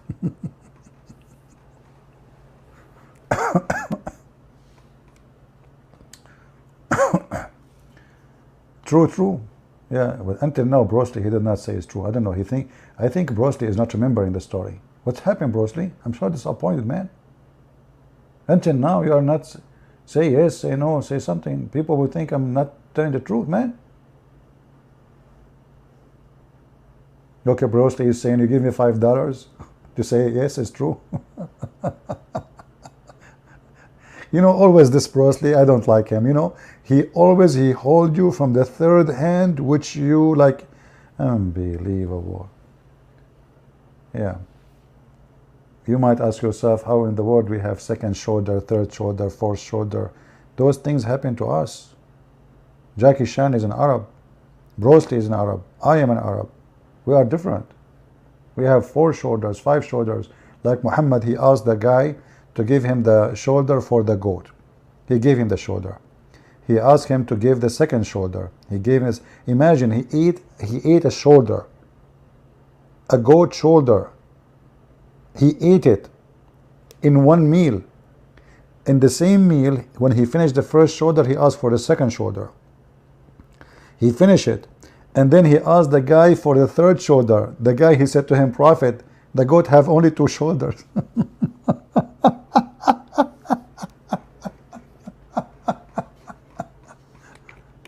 Super intelligent prophet. Oh boy. All right. Are we? Do we have a good time today, guys? You know, did we have a good time? Who did not have a good time here? I will give you until the end of the day today, like maybe until maybe 10 hours from now, etc. You watch those videos, and then I have to delete them. As you know, I keep my channel clean. I don't keep my videos. So if you are a person who download my videos, upload them in your channel, feel free as soon as we finish to download and take them. Any question?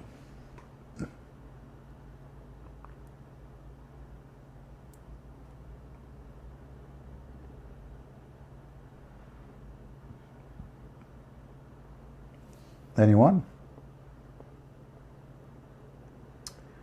مدرس مسيحي تخرج من جامعة المزار بالقاهرة يقدم تسويسا للمسلمين في جميع العالم. الحمد لله الحمد لله الحمد لله. يقدم تسويا I don't know what is that. Your Arabic, my friend, is very strange. Abu. What is that? Tawasiya? What is that? All right. Must be true story. Are you using Google Translation or something? Do you still drink a lot of coffee every day? My friend,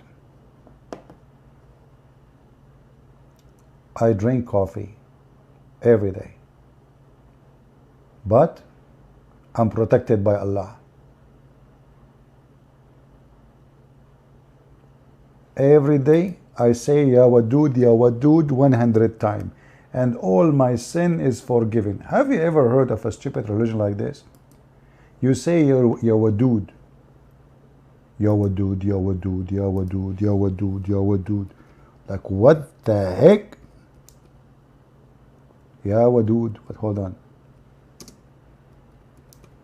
Yeah, what I'm typing here? Hold on. I need to turn the light on.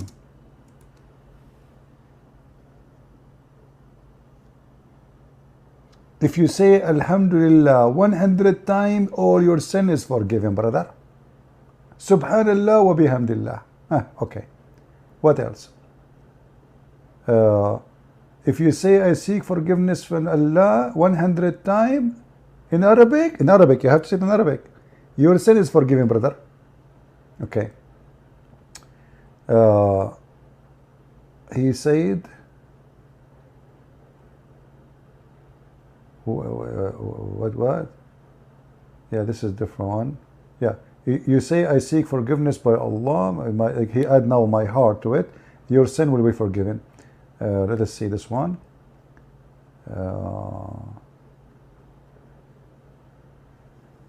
Yeah, I mean, all of them, they are really, look how advanced this religion.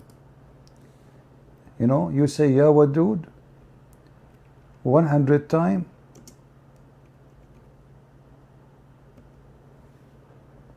and your sin is forgiven. But the hadith I want, it is not coming. Where is Ya Wadud?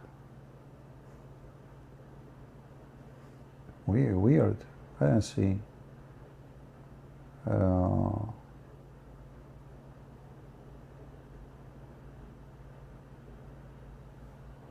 Everyone who says there is no God but Allah and there is no partner with him, he is the king and he is the thanks to him and he is able for everything 100 times, all his sin is forgiven, even if he have a sin like the foam of ocean, brother. You see how easy? Just say it. All his sin will be forgiven, even if it is the foam of the ocean. But until now, I don't see Ya Wadud. Because I like it. Ya Wadud is the easiest one, you know, Ya Wadud. Very easy. Look how many sentences. I mean, this guy, he keeps saying things, making things up. Any of those you say, Subhanallah wa bihamdihi 100 times. Yeah.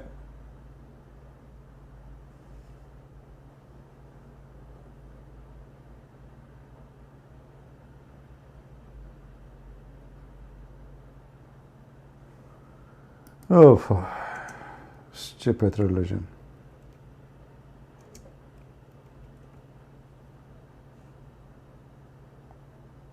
Even they have songs for it.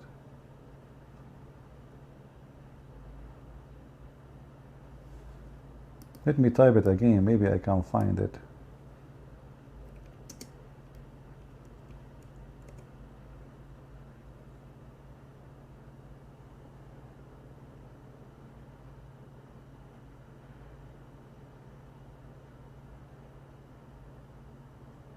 Yeah, maybe not in this English.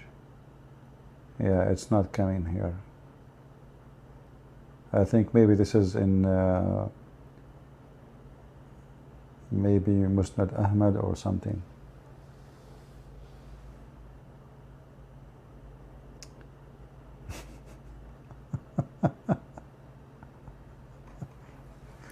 Look at this hadith as an example.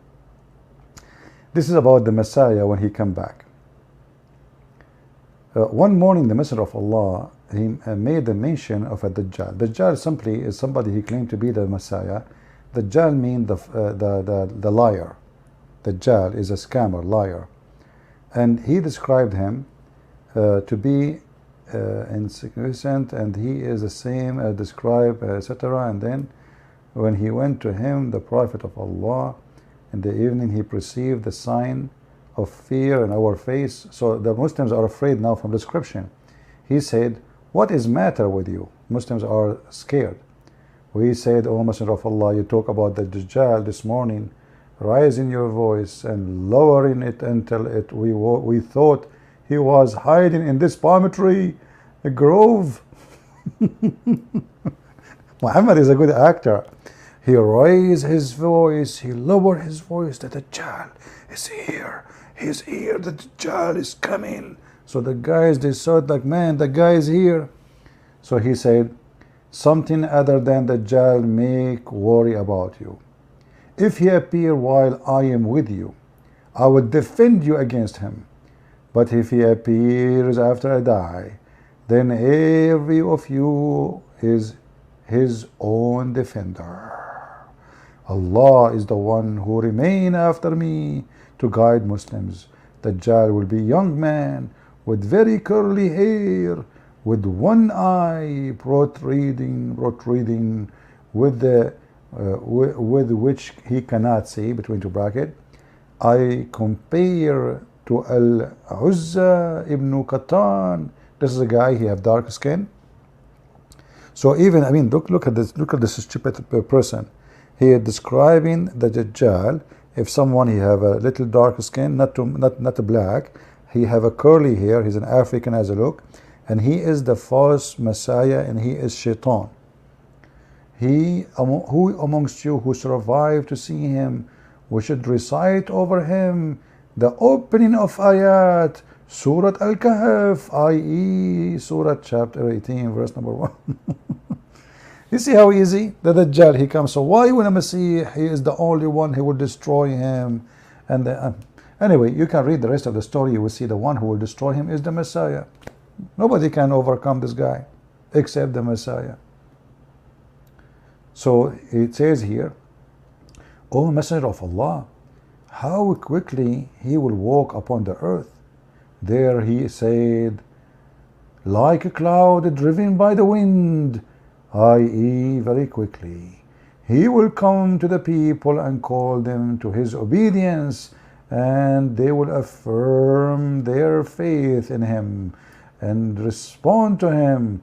And then give command to the sky, and it will send rain upon the earth, and he will then send a command to the earth, and will grow vegetation. I mean, this guy become God. How he is a false Messiah? How he can command the sky? Any Muslim can explain to us? He command the sky, the house of Allah.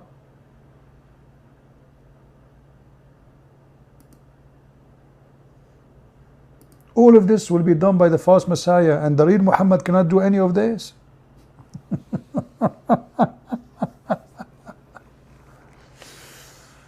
Anyway, let me give you the hadith so you can read the rest of it in your own, just for the sake of education. Okay? In case you like to be educated, if there's no harm. Save it in your reference.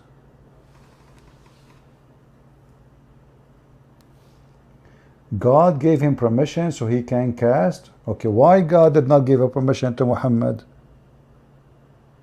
What's wrong? Are you saying to me that your God, he gave a permission to the Dajjal to do miracle nobody can do, but he did not give a permission to Muhammad to do 1% of the false man? And you are saying that God, he gave him permission. Does that mean he gave him the power to? Or just a permission? Hmm?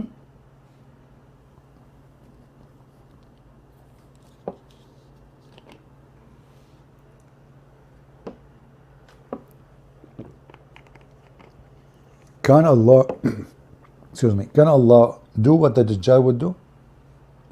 Can Allah order the vegetation to grow in a second? Prove it. Can Allah cut a person two pieces and he put him together in 1 second, as the Dajjal says, as your prophet said? Prove it. Muhammad, according to the Muslims, Muhammad's sons, he have many sons. According to you Muslims, I believe he never have kids. However, each time he have a son, he die. He cry. He ask Allah for help. Did Allah raise his son? Did Allah save his son from death? Can't Allah save the children of Muhammad from death? How come this guy, he can do all those things, and he is a fake person? And look, if things can even go farther, this guy is ultimate force, and then Allah will send the Isa, son of Maryam, who will descend at the white minaret in the eastern side of Damascus. And here you ask yourself, is this hadith written really from Muhammad? There was a minaret in the east gate of Damascus at that time.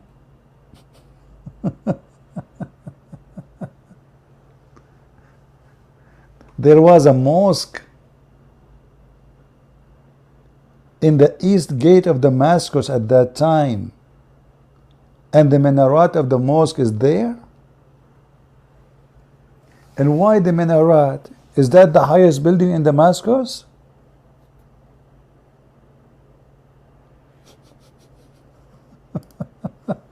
Look, brothers and sisters, Jesus, he is descendant, but where he will go? I mean, he cannot go down to the ground right away. He will go down in the minaret. Yes, because the minaret is high. So Jesus, he descended to the minaret, he put his foot in the minaret, and then he jumped from the window, then he jumped from the stairs, then he opened the door, then he go out to Damascus, he found the Dajjal there. Muslims, really Jesus will descend in the minaret of Damascus? Is that the same as Harut and Marut, they descend in the Babylon tower? Huh? Muhammad, he chose the like a sky building, high sky building. Muhammad, he knew that there is a no. He said he would descend in the Marat in Damascus, which is in exist. What he will knew? What do you mean he knew? This hadith written actually, Bukhari, he came hundreds of years after your prophet.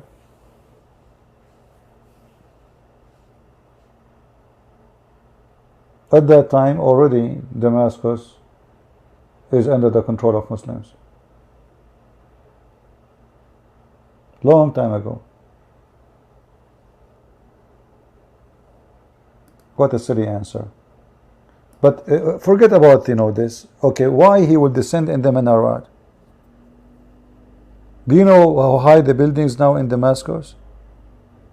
All countries in the world, they have a very high building. I mean, let us say the highest in Damascus, I don't know, maybe they have 30 floors, maybe 20, I don't know.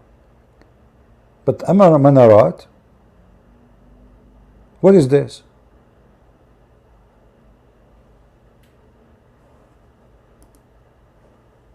Is that the airport?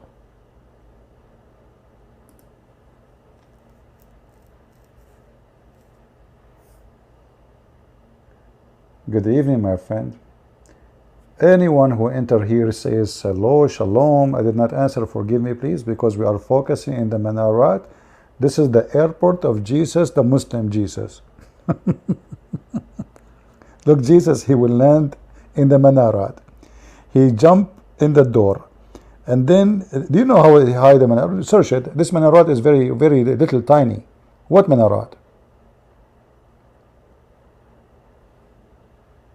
I mean, this man is so silly, so stupid. Hey, Sheikh, where you been? You are late. You're fired, buddy. Guys, did you see Sheikh Abu Butros when he was Suleiman video? You should see his video. Jibreel came to him. He was Prophet Solomon, and you know, he was holding the stick, and the termite ate his stick. Just watch the video, you will love it, and don't forget to subscribe to his channel.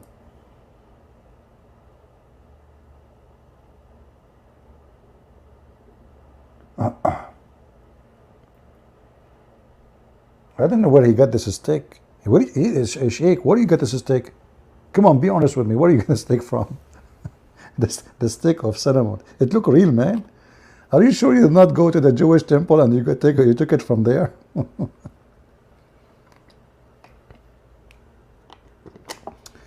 هلا أبو بطرس. شو أخبارك? Do we have any Muslim here? Any Muslim want to say something? Minarat is tall, slender tower of a mosque having one more balcony from which someone's prayer is carried. My friend, the minaret, we can search it right now, is so small, is so tiny, and you are a joker. Don't make me search for it. What are you talking about? Hold on. I will search for it and everybody will laugh at you. It is tall, slender tower. Like what? How tall? How tall? Give me a second, hold on. Everybody will die laughing at what you say.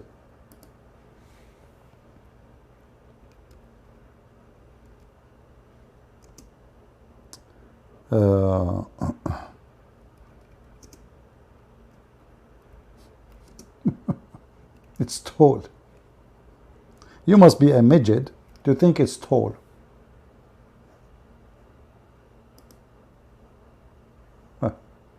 Guys, look how tall the minarat. This is the minarat. It's not even like 3 floors, 5 floors maximum. According to our friend here, the minarat is so tall.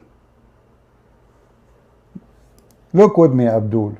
I mean, if you want to lie, try to find a better lie, man. This is the minarat.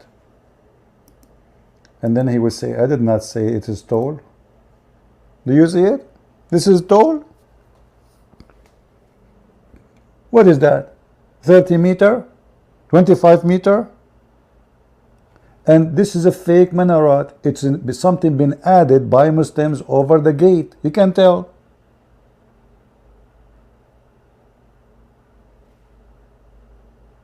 Do you see the cement? This is ancient wall of Damascus. What this minaret? This is the Muslim. They occupy the land. They build the minaret. And here Jesus will go down. It's tall, guys. Tall, slender tower, brother. Tall. Do you see the car? Let me take your text away so people can see the size really. How silly you are, what you are saying. Do you see the car down there? This is the size of the car. This is the size of the gate. There's a tree behind the minaret. Is almost in the high. You know, remember, the tree behind will look smaller because it's farther from us. Correct? So the tree behind the minaret is almost in the same height of the minaret. A tree.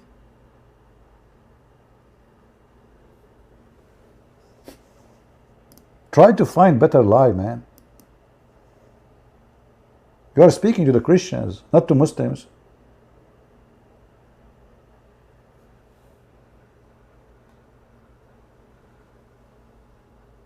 What a crazy people. And why Jesus will land in the minaret? And how he will land there? What is that? Is that like an airport? What is exactly this minaret to make? Muhammad is an idiot. The same he did with the tower of the Babylon.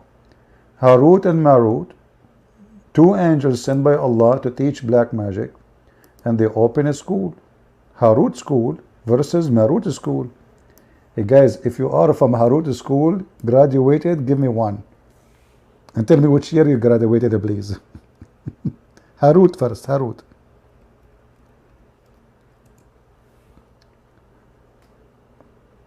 How many of you graduated from Harut school? Which is in the Minarat, like the one in Hoributar? We have many. Smash Allah, a lot. Smash Allah. Okay. How many of you graduated from the school of Marut? Give me two. Any one of you graduated from the school of Marut?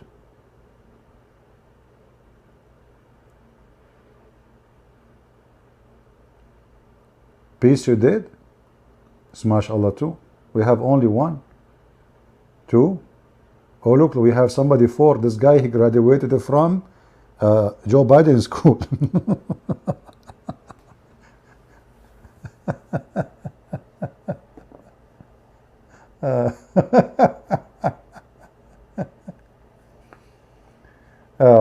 We have this person here saying, you banned me in my main account. I could not respond. Second, go and open Minarat in Google and show them you close the share screen because you know they are told, but you picked a very, you stupid idiot. This is the only one. This is the gate, the east gate of Damascus, donkey. There's only one gate. It's called the east of Damascus. There's many Minarat, guys.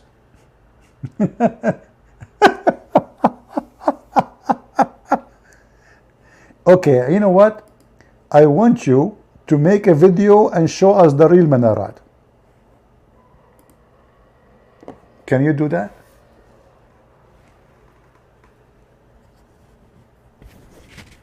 Let me close my window. My voice will go far. Give me a second. Yeah.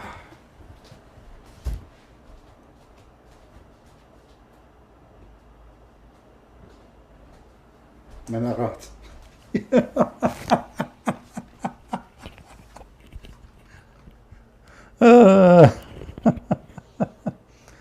Oh boy.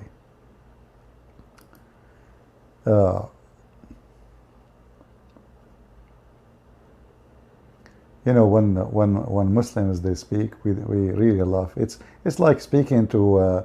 It says here, Al-Manara al-Bayda Sharqi Dimashq, the white minarat in the east of Damascus. So it is in the east. It is white. And he's saying there's many minarat. Oh boy.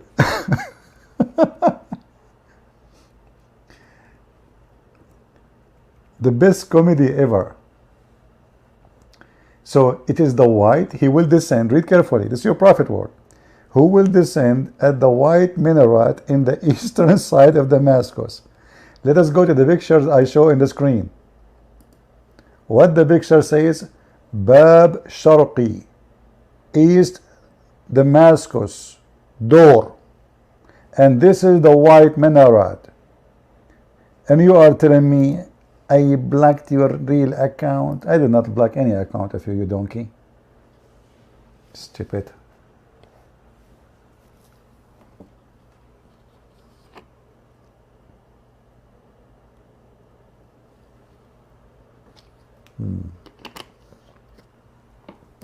Hey guys, don't forget to take selfie. If you go to Damascus, this is the airport of Jesus, brother.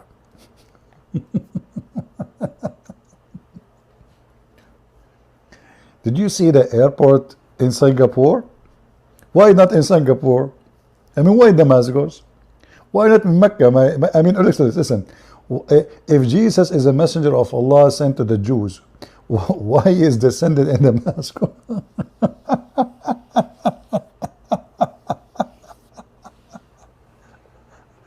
And what if we destroy this minaret? Where Jesus will come? What if time come and we Christians take over Damascus and we take this stupid fake minaret? We will take it down. It's a matter of time. Just wait. What? How this your Isa will come down? He will use a robe? Isn't it obvious this man, he's making fun of you? Imarat? Manarat? What the heck is that? And then your prophet, he said the same about Harut and Marut. This guy is stuck with the Manarat. The Babylon Tower, according to Muhammad, is where the angel Harut and Marut, you know, they came down.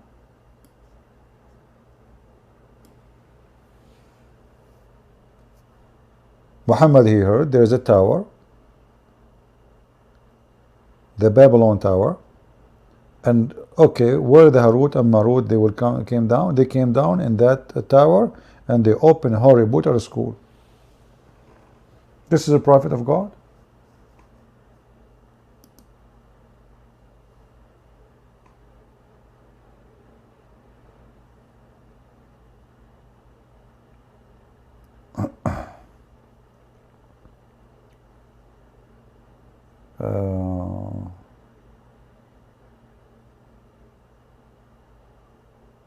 This minarat from Umayyad Mosque,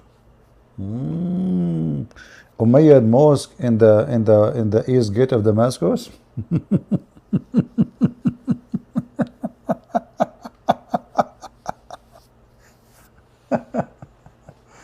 Oh boy.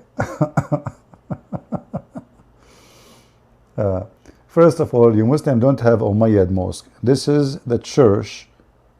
It's called Church of John the Baptist.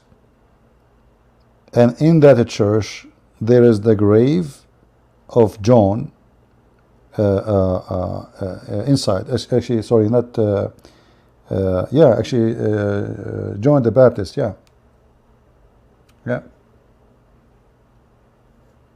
And then the Muslim, they control it, and they turn it into mosque because Islam is filthy, Islam is najis, Islam is satanic. They claim that Islam is peace. They take your land, they take your churches, they force people to pay jizya, they force people to convert to Islam, they humiliate them, they spit in their face, so they become majority.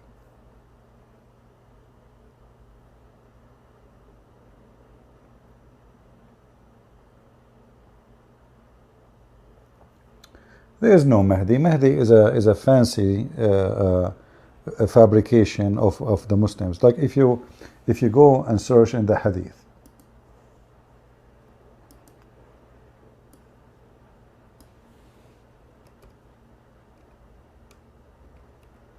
that is typed Al-Mahdi, you will find that 95% of the stories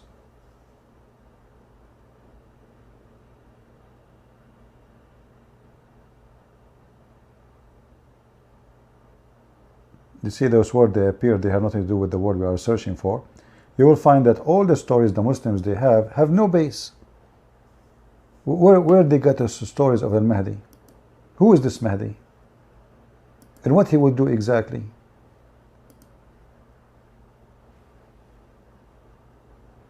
Even they don't know even he's born of who.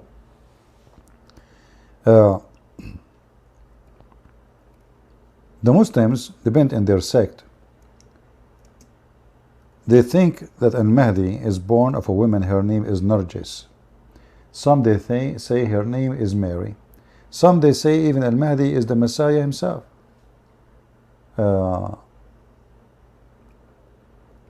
Depend in the sect, depend in the religion, Shia, Sunni, there's many sects in the Sunni, many Shia sect. So when you ask the Muslims, who is this Mahdi? Everybody will give you a different story.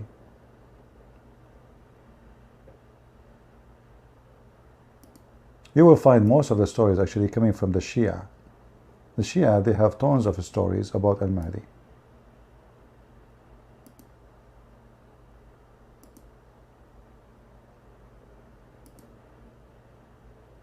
They have no base for what they say, as usual.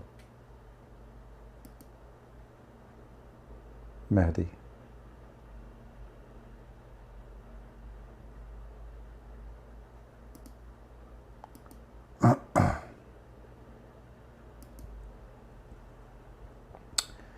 All right.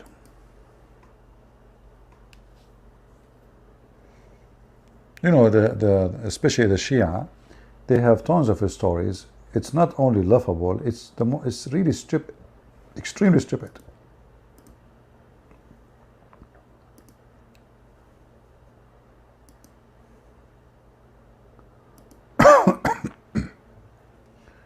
Sorry for coughing.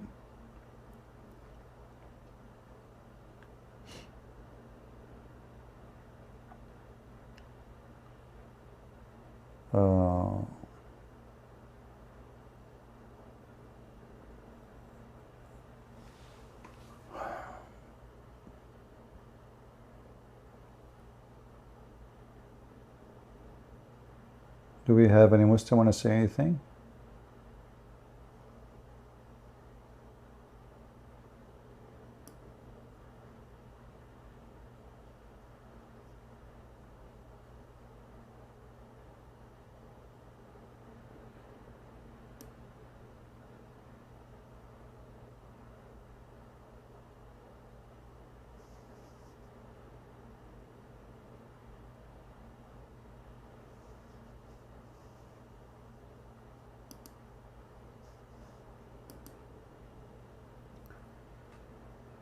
Anyone?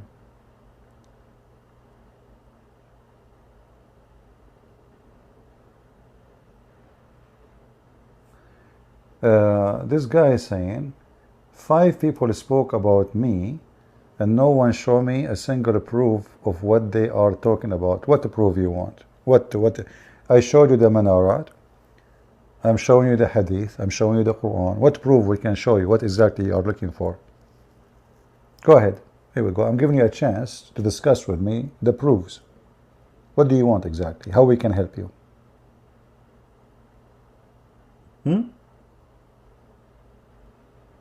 I'm waiting for you. Tell me what exactly a proof you want. Proof for what? 5 people talk about you. You became the center now. Here we go. I will make 1,000 people speak about you. What proof you are looking for? Mr. Kimchi. What's his name? Ishiha Itachi. Supposedly he's Japanese. That's right. Must be Japanese. Yeah. Suzuki. Mr. Suzuki. Mr. Muhammad, he became Suzuki. Now here we go. So Mr. Ichi, what is the proof you are looking for? A lot about Islam being corrupt and being abusing to people. Okay, hold on. And making and abusing other people, religion, and making fun of me, yet I do not care. Okay, obviously you are here for a drama. Block him. You see, we ask you what proof you are looking for. Look what you are talking. And now you want to play victim. It is you, Muslim, who call non-Muslims kuffar, najis, filthy, donkeys, the worst of the creatures, evildoers, non-trustworthy, corrupted people. And then you know what we did to you? We just showed you that you are a liar, and you said the minarat is so high and so skinny and so etc. Block him, admin. We thought you are a man. It turned to be you are a fly.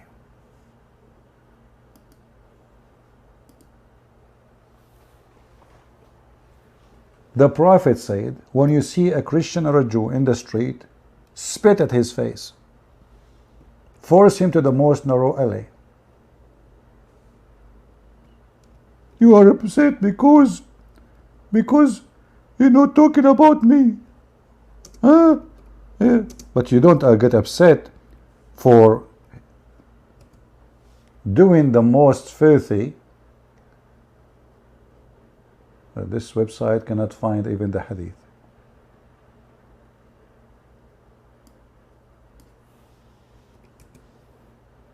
Cannot find it.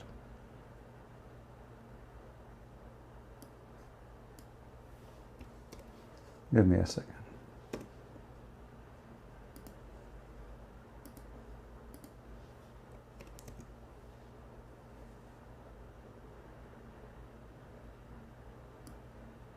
You have to type it exactly as in the hadith to come true. Here we go. This is your filthy najis prophet. Abu Hurairah narrated the Messenger of Allah, PBUH Shushu, said, don't initiate the saluting, the salam to the Jews and the Christians when you meet them. And if you meet any of them in the road, force him to go in the narrowest part of the road, i.e., do not give the way to them to pass, but keep going. False translation. The narrow alley, adyaqahu, is the sewage. In the side of the road, if a Christian man is walking, or a woman, or etc., or even a child, and a Muslim is coming, even if he's a child, the Christian, he have to jump in the sewage. At that time, the sewage is like a tunnel for dirty line, dirty water beside the houses. So the Muslim, he will take the road. The Christian is not allowed to walk as a human being in the road with Muslims. And this coward, speaking about we mistreating him, 5 people spoke about him. Coward son of Muta. Go do Muta. And is this is da'if hadith? It is sahih. Hasanun sahih. Not only sahih, hasanun sahih.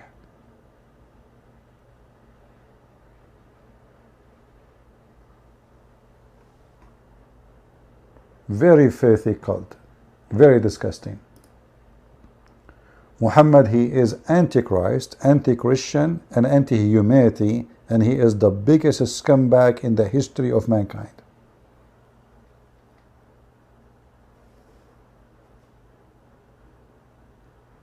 Give me the website, the link of Muhammad being ride.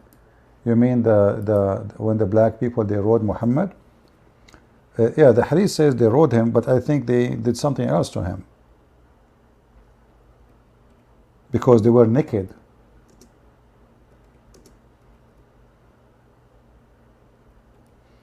I will give you the hadith in Arabic, but you need to use Google translation.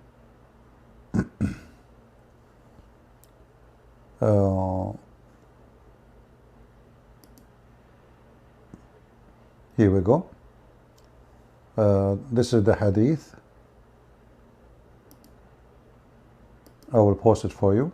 You will see that this is Musnad Imam Ahmad, variant number 1, page number 399. It says that those black people who Muhammad, he claimed that they are genie. They were riding Muhammad and they were totally naked, and Muhammad was terrified from them, and they rode him all day long, one after one. They jump on the back of Muhammad and they ride him like a donkey. And this is the hadith, and I challenge any Muslim to say we are lying. Here we go. Let me know if you could not open the link, and please don't forget to save the link, because later you might ask me and I might not be here. You know, I'm not going to live forever.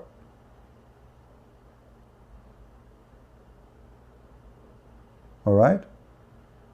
Save your reference. One day you will need it, and you will not find it, and you will say, well, to me, where's CP? Where we can find it, CP? I don't know how many times I posted this link, maybe a billion times already. Still people ask me where we can find it. Why? Because nobody saved reference. Nobody save reference. They don't.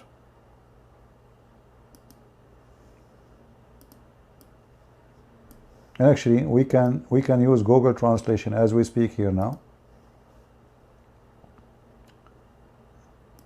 And you can see, even in Google translation, it's going to say they rode Muhammad. I mean, imagine, this is Muslim books. This is not books written by the Jews. Those are the Muslim books witnessing what Muhammad happened to him, and the companion was there. So this is Musnad Ahmad. It says here, let me show the word.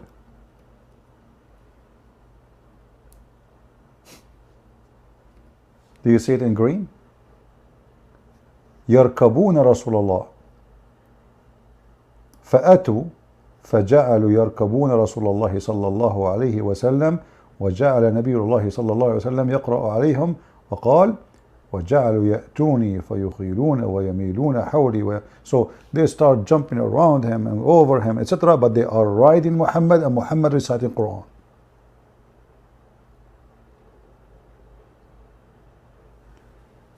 So where we will find this? Count with me. The first line where it says 3778. Then you go down, second line, third line, and the fourth line. It should be there in Arabic. However, in English, it might take different like numbers. Let us translate to English. Where is English translation? Oh, this browser will not translate. This is not Google browser, so let me switch to Google. Give me a second. You have to use Google browser in order to translate. Here we go. So this is Google browser. I will use Google translation in front of your eyes, and you can search for, it says that those black men, they came and they were, they were tall and they have no clothes on them. They were naked. They were totally naked. And then they began to ride the messenger of Allah. Do you see it? Do you see it? Is it clear? Yeah, and it was hurt so badly. The whole day they were riding Muhammad as a donkey. And rode in Arabic mean, like being in the top of him. We do not know how. Maybe they raped him, maybe we don't know what happened. And why he's in pain, so bad in pain. And how come the Quran could not stop them? Where is Allah? Where is Jibreel? When Muhammad, he have a fight with his two wives, Muhammad, the Quran came, says if you don't repent, Allah is on his side, Jibreel on his side, the believers on his side, and furthermore all the angels are on his side. And now Muhammad being rode by a bunch of Africans, having no clothes on them, riding him all day long.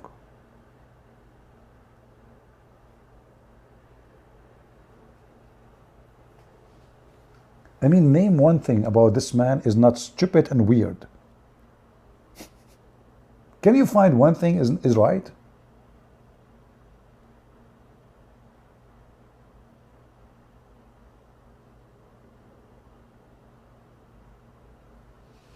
How many men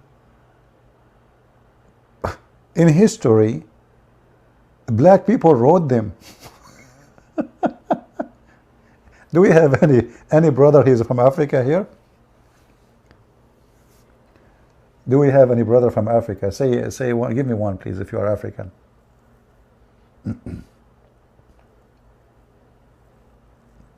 Who is here from Africa? Come on. African American, African, whatever. Give me one, if you are. Any brother from Africa? All right, my friend, you should be proud. Your people are the first people who used Muhammad as a donkey. I did not get that honor.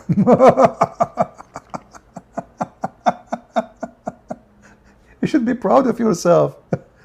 Hey, we are the African. We are the first one who rode Muhammad. All day long for free. We did not even use a credit card. We did not even pay a penny. And he, and the guy, he was reciting Quran like a stupid idiot, and he could not stop us.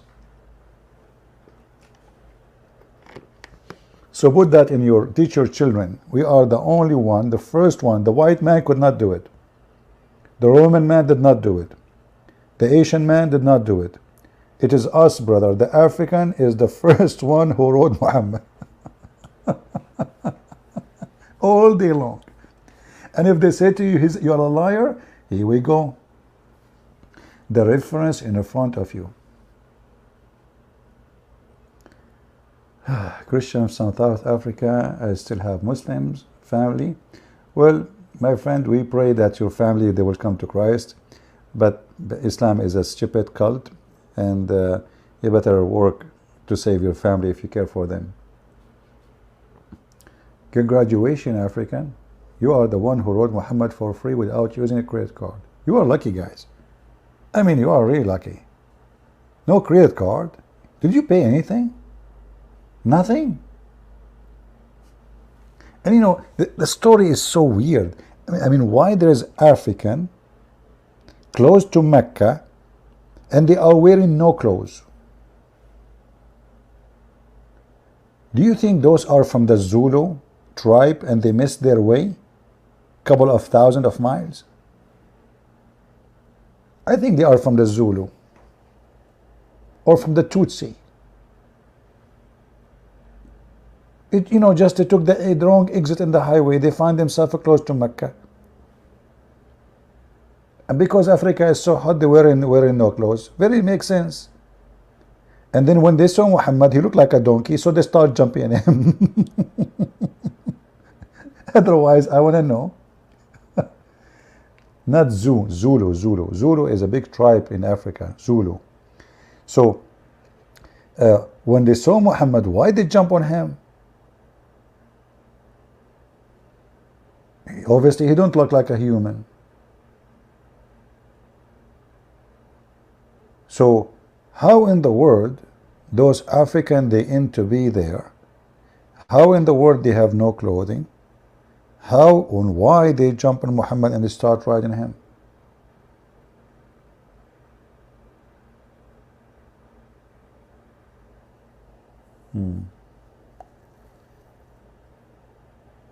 The Zulu in Mecca.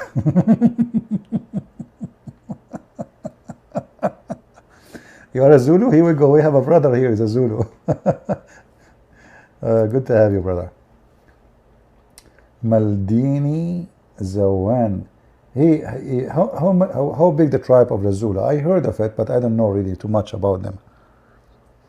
You know, like I saw some documentary, etc. But we are ignorant when it's come to Africa. We are very educated when it comes to the donkey Muhammad. But, you know, to know about the culture of nations like the Zulu, etc., we don't have much to say. Zulu live down in South Africa, really? Not only in South Africa? I thought the Zulu is like extended tribe, not only in South Africa. They have like in many countries.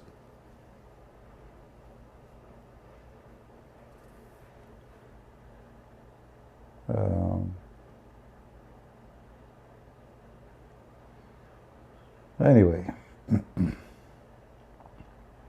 so my friend, if you are a Zulu, make a sign, put it in your bedroom, and tell you, like, be proud.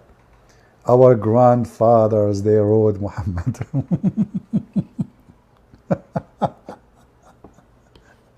Good for you.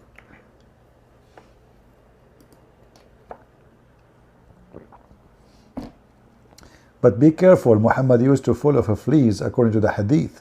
So I hope he did not get you some. I mean, come on, you rode the back of the guy. If I am you. But anyway, if they are wearing no clothes, the fleas will not be able to jump in their clothes and hide. Some are saying that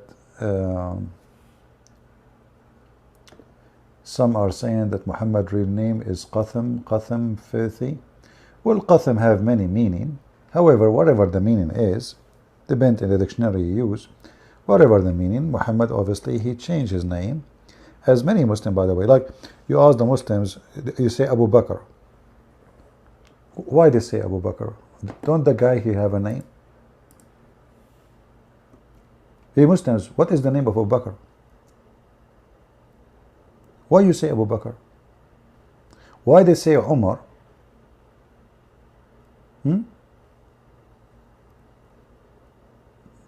Why didn't say Abu Bakr? Why didn't say the name Abu Bakr?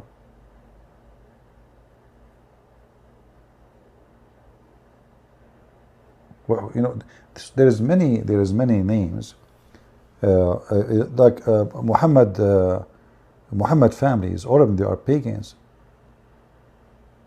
and they are slaves of pagan gods.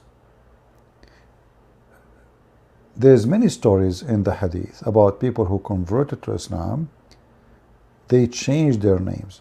Like many, they say to you, well, Muhammad was not the only person who was called Muhammad. That is after changing their names. They have pagan names, and they want to like wash themselves from their history, previous history, so they change their names. But after becoming Muhammad as a name, did you change yourself really from the previous history? Muhammad in the beginning, he was trying to make himself close to the Jews, especially after he moved and he lived between the Jews in Yathrib. So he starts saying, I don't believe in the Kaaba, the Lord of the Kaaba. I don't pray to the Kaaba. Here we go. I'm not praying to Kaaba no more. I'm praying to Jerusalem. But when he noticed the Jews, they would never believe in him because he's a fraud. Then after he get rid of them, he killed all his enemies. He decided to go back to his roots. Because now Jews don't want him. Christians don't accept him. So what is left? The Arab. My people, the Arab, the pagan. They love the black stone, I will kiss the black stone. They like to pray to the Kaaba, I will pray to the Kaaba again. They like to be in Mecca, I will make Mecca my center. So Muhammad, he denied Mecca for long. He stopped praying to the direction of Mecca. He was praying to Jerusalem, where the Christians are praying, worshiping Jesus. And if you ask the Muslims, why Muhammad chose Jerusalem, what is that? They say to you, there is the Aqsa mosque. But there is no Aqsa, there is no mosque at that time there. What mosque? If they mean the temple of Sulaiman, well, even the temple of Sulaiman, according to the Quran, used to have statues. According to the Quran, if you go in the Quran, this is Quran now, this is not like hadith where Muslim can say da'if, weak, you know the stories. So if you go in the Quran, let us go there, you will see the Quran saying,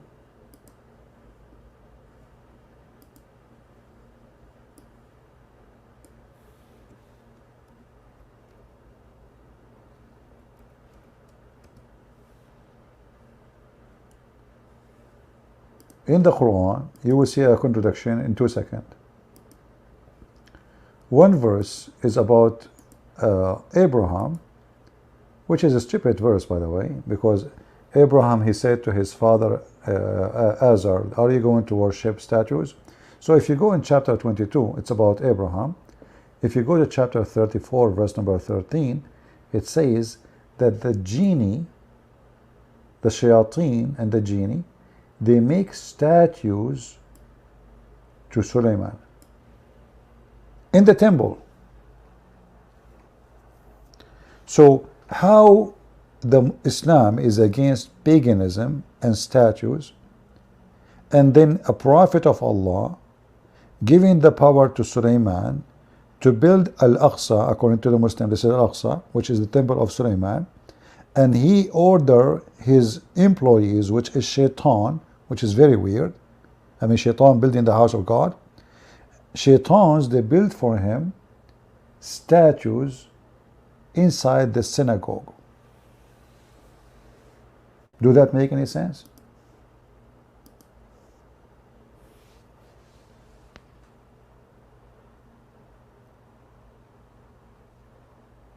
Let us say in the time of Sulaiman, the Shaitan was his Alexa.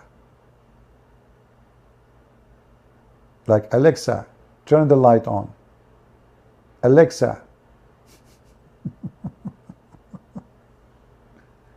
They are builders who build for him, and diver who dive for him, and you know, they construct, they build, they, you know, shayateen. The guy, his men, under his command, shayateen, they build for him, divers. Muhammad is so stupid to the point. This guy, he lived between the Jews. The Jews, they have tons of stories for their kids. Stupid stories, literally stupid stories. Muhammad, he took these stories, he put it in his book. I mean, this is additional proof that Muhammad is mentally ill.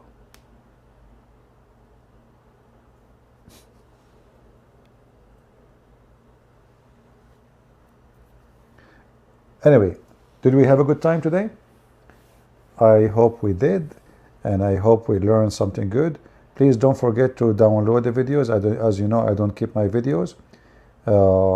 In a few hours, I will delete the previous videos for the last few days, including this one.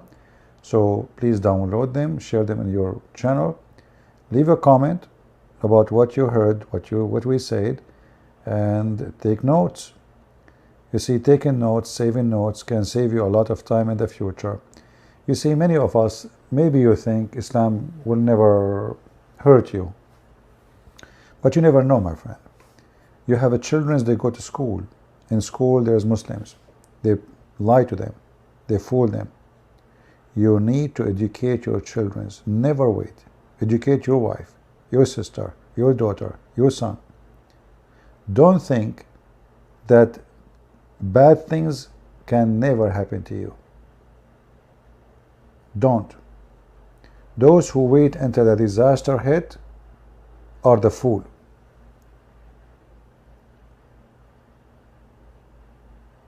Which one is better? To protect yourself from a disease,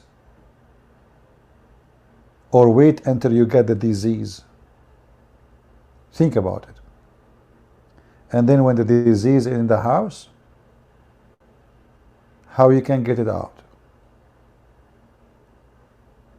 So what we do here is very important to educate you and your children and your wife and your sister, your daughter, yourself.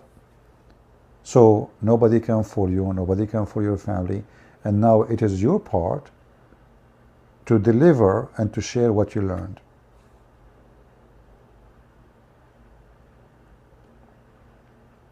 When we say to you, Islam without lies dies, it's true. Islam without lies dies. All this religion is based on lies. Look at this. Who in the world want to believe in such a garbage? Genies, shayateen, this guy have flying carpet, the guy he died holding a stick, nobody noticed that he's dead. I mean, you have to be a stupid kid. Even kid will not, you know, like I remember once I spoke to a girl, she's like maybe, I don't know, like 8 years old. I said to her, I saw a broom. I said, this broom can fly. She said, do you think I'm stupid?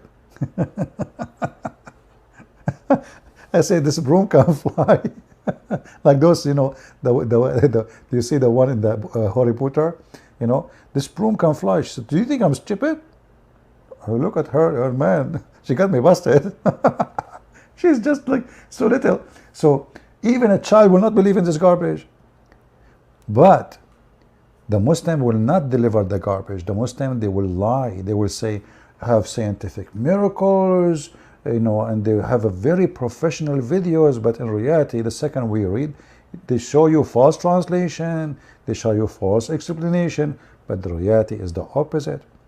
And then your child will be a victim of deception. So let us together fight deception. Deception is our enemy. We are not here to fight with the Muslims. I don't hate the Muslims. We are here to fight Satan and his babies. And the babies of Satan for me is the lies of Satan. And those who spread the lies of Satan, they became soldiers of Satan. So my friend, save your nation, save your family from a big, risky disease. It's called Islam. Islam is the biggest scam in this earth. And each time we go live on air, have you ever seen me saying something without showing you in the screen the proof? Have you? And actually, if it happened, I got really upset. Oh, I mentioned this, I could not show it. So if it happened, really something I say, and then what? I show it, I could not find, because, you know, we go live, we don't prepare for things. Like, you know, the way I see a video, I make title about it, I don't know even what they say in the whole video, and then we start explaining and answering. I don't prepare for anything. So in a second you say something in the chat, I show you on the screen. The important is to educate ourselves, to take notes, to save them, get my books, Uh, and you know, I'm very thankful for the Lord that my books is published almost in all languages, from China to Russia to Albania to Croatia to Portuguese, Spanish, French, English, German, I mean, you name it. So the Lord, He blessed me by making my books not local, international, universal, so we can share the truth with as many as we can. But remember one thing, my work is so small, even though it's so big, which means compared to how much money they have, how much money they spend to promote their religion, my part is so small. However, the small part we do is shaking the hell of the kingdom of Satan in Indonesia, in Bangladesh, in Pakistan. Every day I receive an email about Pakistan government ban my video. I mean, have you ever heard of a government? They have nukes. They are worried about a video. So this is a religion protected by governments, by intelligence, by armies, by police. Yet they are terrified of a little video because Muhammad is little, Allah is little, Islam is so weak to the point they need protection.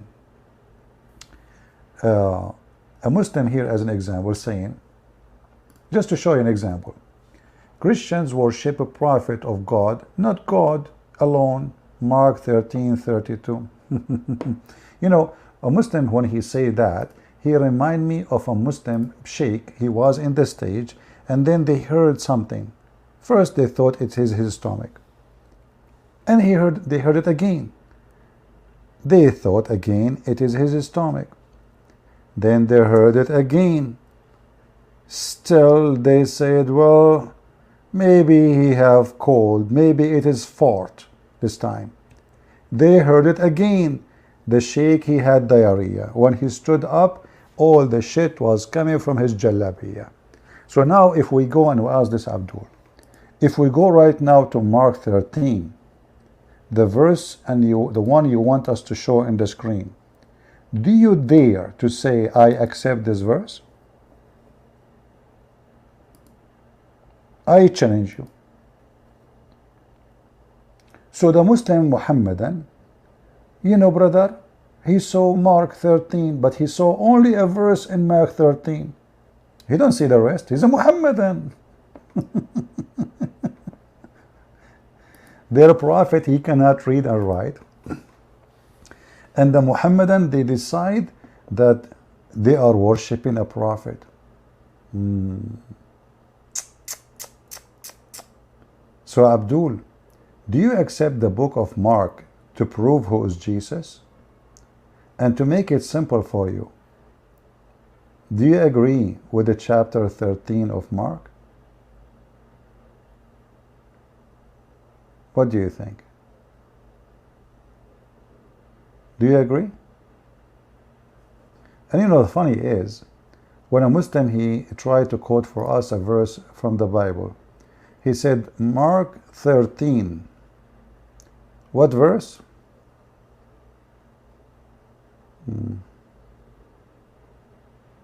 Are you there, Abdul?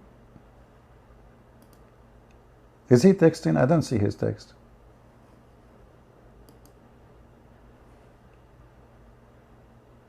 Is he texting?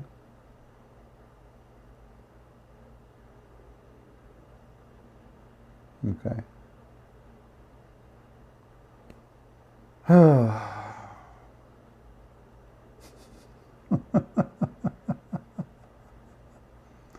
You stupid son of Muta. Isn't it the verse before it says, the heaven and the earth shall pass away, but my words shall not pass away? Which words will not pass away? Is it the word of a man or the words of God? So when Jesus speaks, God is talking. So when Jesus, he say, God is talking. And you are claiming that in that verse, Jesus is a prophet? Oh boy.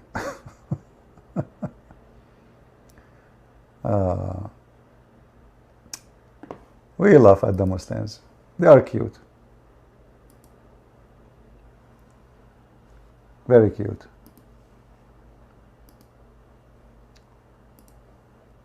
Any next? And not only that, by the way, this is a proof that Muhammad and the Muslims after him are liars. Because if you accept verse number 32, you have to accept verse number 31, and then that's mean whatever in that book must be true. Anything in that book must be true. For Jesus, he promised that nobody can take my words down. The heaven and the earth will be demolished, but not my words. Who have that such a power?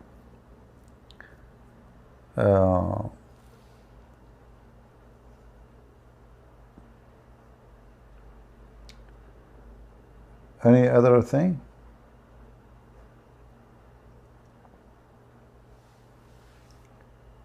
All right. I think we have enough for today, and it's time for me to go. I really appreciate you all. We are already here for 2 hours, 26 minutes, and 55 seconds, 57 seconds, 58 seconds, 59. I look at the prophet, I look at the moon, I look at the prophet, I look at the moon, I look at the prophet, I look at the moon, and man, the prophet is more sexy than the moon. Look what this guy is saying. Christian Prince. We believe that the Bible has some verses right and some verses wrong. So we do not believe in the Bible, neither we don't disbelieve that there are some verses correct, but not all of them. Just to show you how stupid you are. I'm not insulting you. I will show you on the screen a hadith, and you tell me what do you think about it.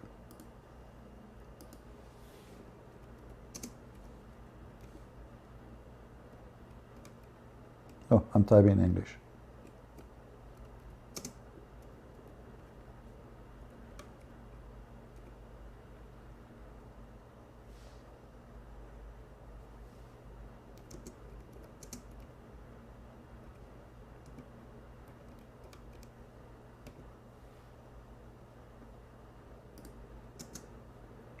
What's wrong with this?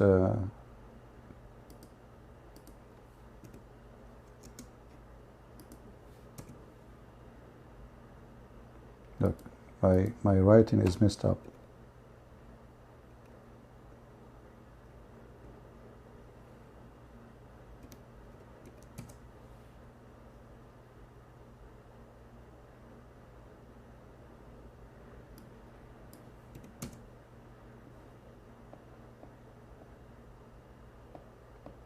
Read carefully with me and laugh at yourself. This is your prophet said. He also said that the prophet he said to the people of the book, about the people of the book. They used to read the Torah in Hebrew and expound it in Arabic to the Muslims. So God messenger said, neither believe, neither disbelieve the people of the book, but say, we believe in God. And this is what you are saying to me now.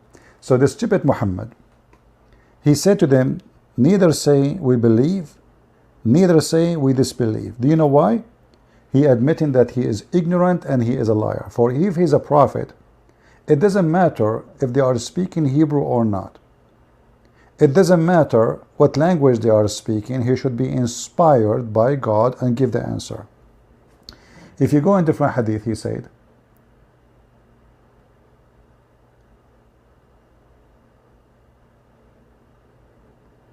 this hadith is even more horrible. It says, we believe in what is sent to us and sent to you. You see in the translation here, they cut it off. In Arabic, he says, قُولُوا آمَنَّا بِاللَّهِ وَمَا أُنزِلَ إِلَيْنَا. What is sent to us, and the rest of the chapter. Let us go to the chapter.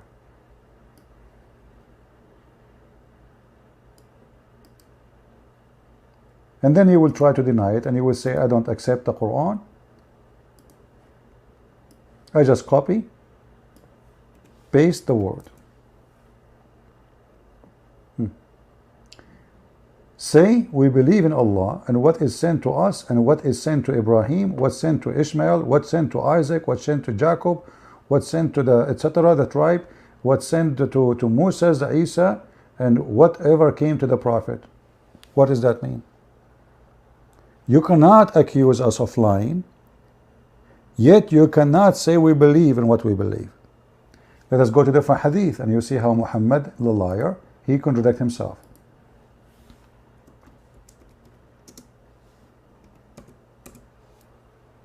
They brought the Torah for him. Muhammad, he said, give me the Torah. He took a cushion he have underneath of him. He placed his hand on the Torah and he said, I believe in thee and him who revealed thee. But we just saw that the Torah is written in Hebrew and the Israeli, they are not reading in Arabic. And the book is a Hebrew. So how the stupid Muhammad, he just told the Muslim, don't say to them, we believe you, don't say we disbelieve you. Yet Muhammad here, he believe in what they have in the book without reading it. This reminds us what happened with this guy Uthman. Actually, sorry, the comment is hiding the screen. I apologize for that. I just noticed. So Uthman 2 days ago, the stupid Uthman, the ketchup boy, he brought a book. It says Mushaf wa Uthman. To prove what? To prove that the Muslim, they have the book of Uthman. The Christian, they opened the same book he brought. They found in the book it says, it is impossible, it's not possible for this book to be a book or any Mushaf of Uthman Mushaf. It has errors, it have word missing, letters missing, etc. And this is what Muslim Muhammad he do. So in one hand he said to them, don't say we believe, don't say to them we don't believe, we accuse you of lying. Say we believe in Allah and whatever sent he to. But here this is a physical book. So when you say to me we don't believe in the book as a whole, we believe in some verses and we reject some verses, you are a liar. For your prophet he take an oath of the whole book. As you see, are you willing to take an oath in a book full of corruption? Are you? Muslims, they lie. Muhammad, he lie. I challenge you to give me the explanation why he swear by a book if it's not true. Especially after what you said, we believe the Bible have some verses are true and some verses not true. So Muhammad, he took an oath in the book, not some verses. He said, I believe in thee and the one who sent thee. In fact, Muhammad was converted to Judaism. When he said that, he became a Jew. He's not a Muslim.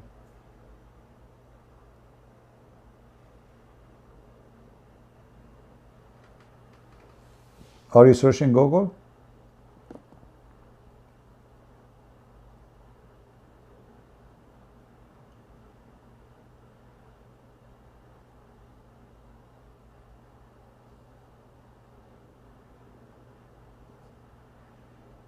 Who's next?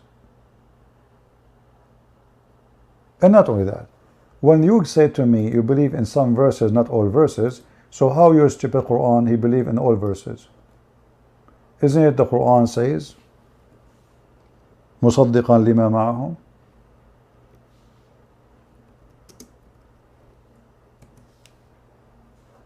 Is that your Quran?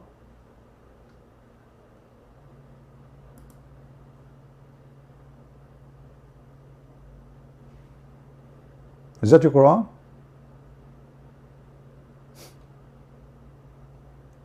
Believing in what you possess?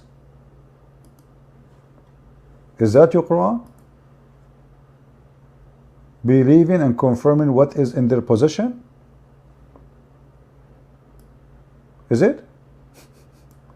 So the Muslims, because they are in a struggle with their filthy, stupid liars around the internet, while the Quran confirm our book, saying confirm what they possessed in their hand.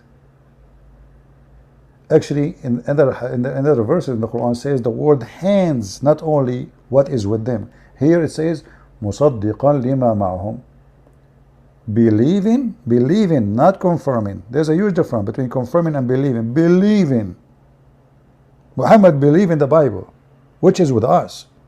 The verse in front of you. You can take this word, musaddiq, coming from saddiq, sadaqa, which means sadaqa, he told the truth. Musaddiq, he believed in the truth. You can copy it as it is. I'm highlighting. Post it in Google. See what the meaning. Not confirming. So, Abu Bakr as-Siddiq was called Siddiq because simply he believed in what Muhammad said. He's a Musaddiq. He's a believer. So his name now became Abu Bakr the believer. The Quran is saying a book came, which is the Quran, confirming what is with them and believing in what is with them. Because you cannot believe unless you confirm. So how you say to me, we believe in some, we don't believe in some? Do you see how silly their answers? Is it up to you to say I believe in some when the Quran says I believe in all? This is a great example of the hypocrisy of this religion. Those people are copy-paste. Their book saying I believe in all what they have. They say we believe in somewhat what you have. But isn't the Quran says if this book is written by other than Allah, you will find in it a lot of contradiction? So if you Muslim believe in some of our book, not all of it, and the Quran believe in all our book, not some of it, that's a contradiction. That is a contradiction between you and the Quran. Which one is trustworthy? Your sheikhs or the Quran? And now if the sheikh will say to you, oh no, we believe in some of it, is Allah weak in Arabic to say some of it? Allah did not say some. Says musaddiqan lima ma'ahum. And just to show you the corruption of this cult, if you go to the different verse, when it says bayna yadayhim, between their hands, the Muslim, they change the translation.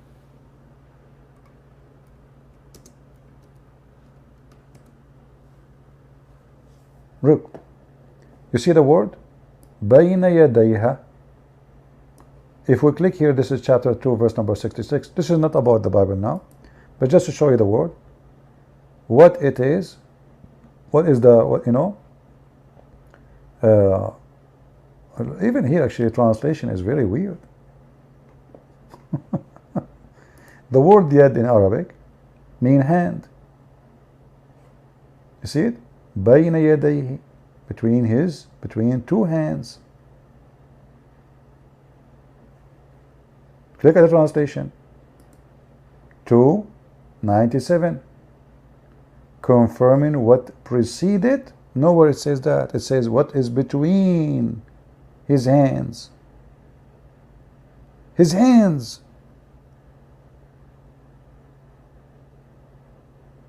We changed it. You know what? Maybe we can get lucky. Let us change the translator.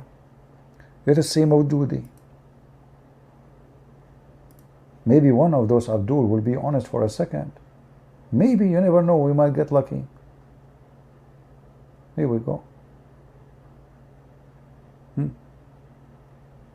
Why Allah command revealed your heart, confirming what was revealed before it. Look at it. False translation. You take this part and you take it to Google Translation. Actually, you know what? I will do it in front of everybody.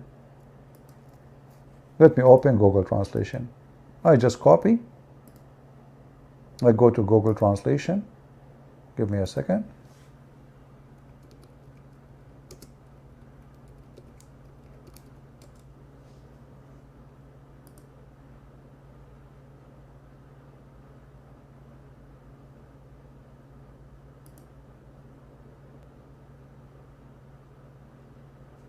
My Google translation open in a weird way. Let us open the front page.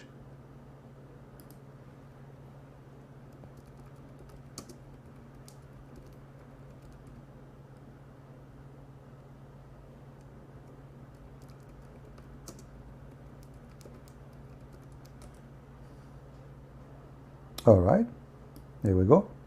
I will do it in the front of your eyes. We copied the Quran, as you see, and we will paste exactly the words we copy. You can take a screenshot and compare it to the Quran. As simple as that. Here we go. Sharing the screen. Now, we copy, we paste. In his hands. This is translation of Google automatically. Do you see it? بين يديه. Did you hear it? Go listen to the Quran. Exactly the same. What it says, the translation? In his hands. What the translation saying? They took it off. And there's tons of those verses saying the same, between his hands. So the Quran confirms what is between our hands. You cannot debate a liar. You cannot debate a liar, but you can get him busted. I don't debate Muslim. I get them busted. I never debated one. Because in order to debate a person, you have to find a person who have honesty. Debate only will happen between two honest people who say truly what they believe. But when you debate a liar, he tried to bend and switch and change his belief in the answer in order to win an argument. That is not a debate. That a person is a liar, and the only way to do what he to overcome such a person is to get him busted, not to debate him. And that's what we do here. Did you ask yourself why the translation is not showing بين يديه, between his hands? Where is the honesty? Why the Muslim they change, corrupt the Quran? If the Quran says between his hands, why you don't use it? What is the problem? The problem is very simple. If they use such a phrase, that means the Quran is a false book. For this is how we can say to our children, the Bible is corrupted.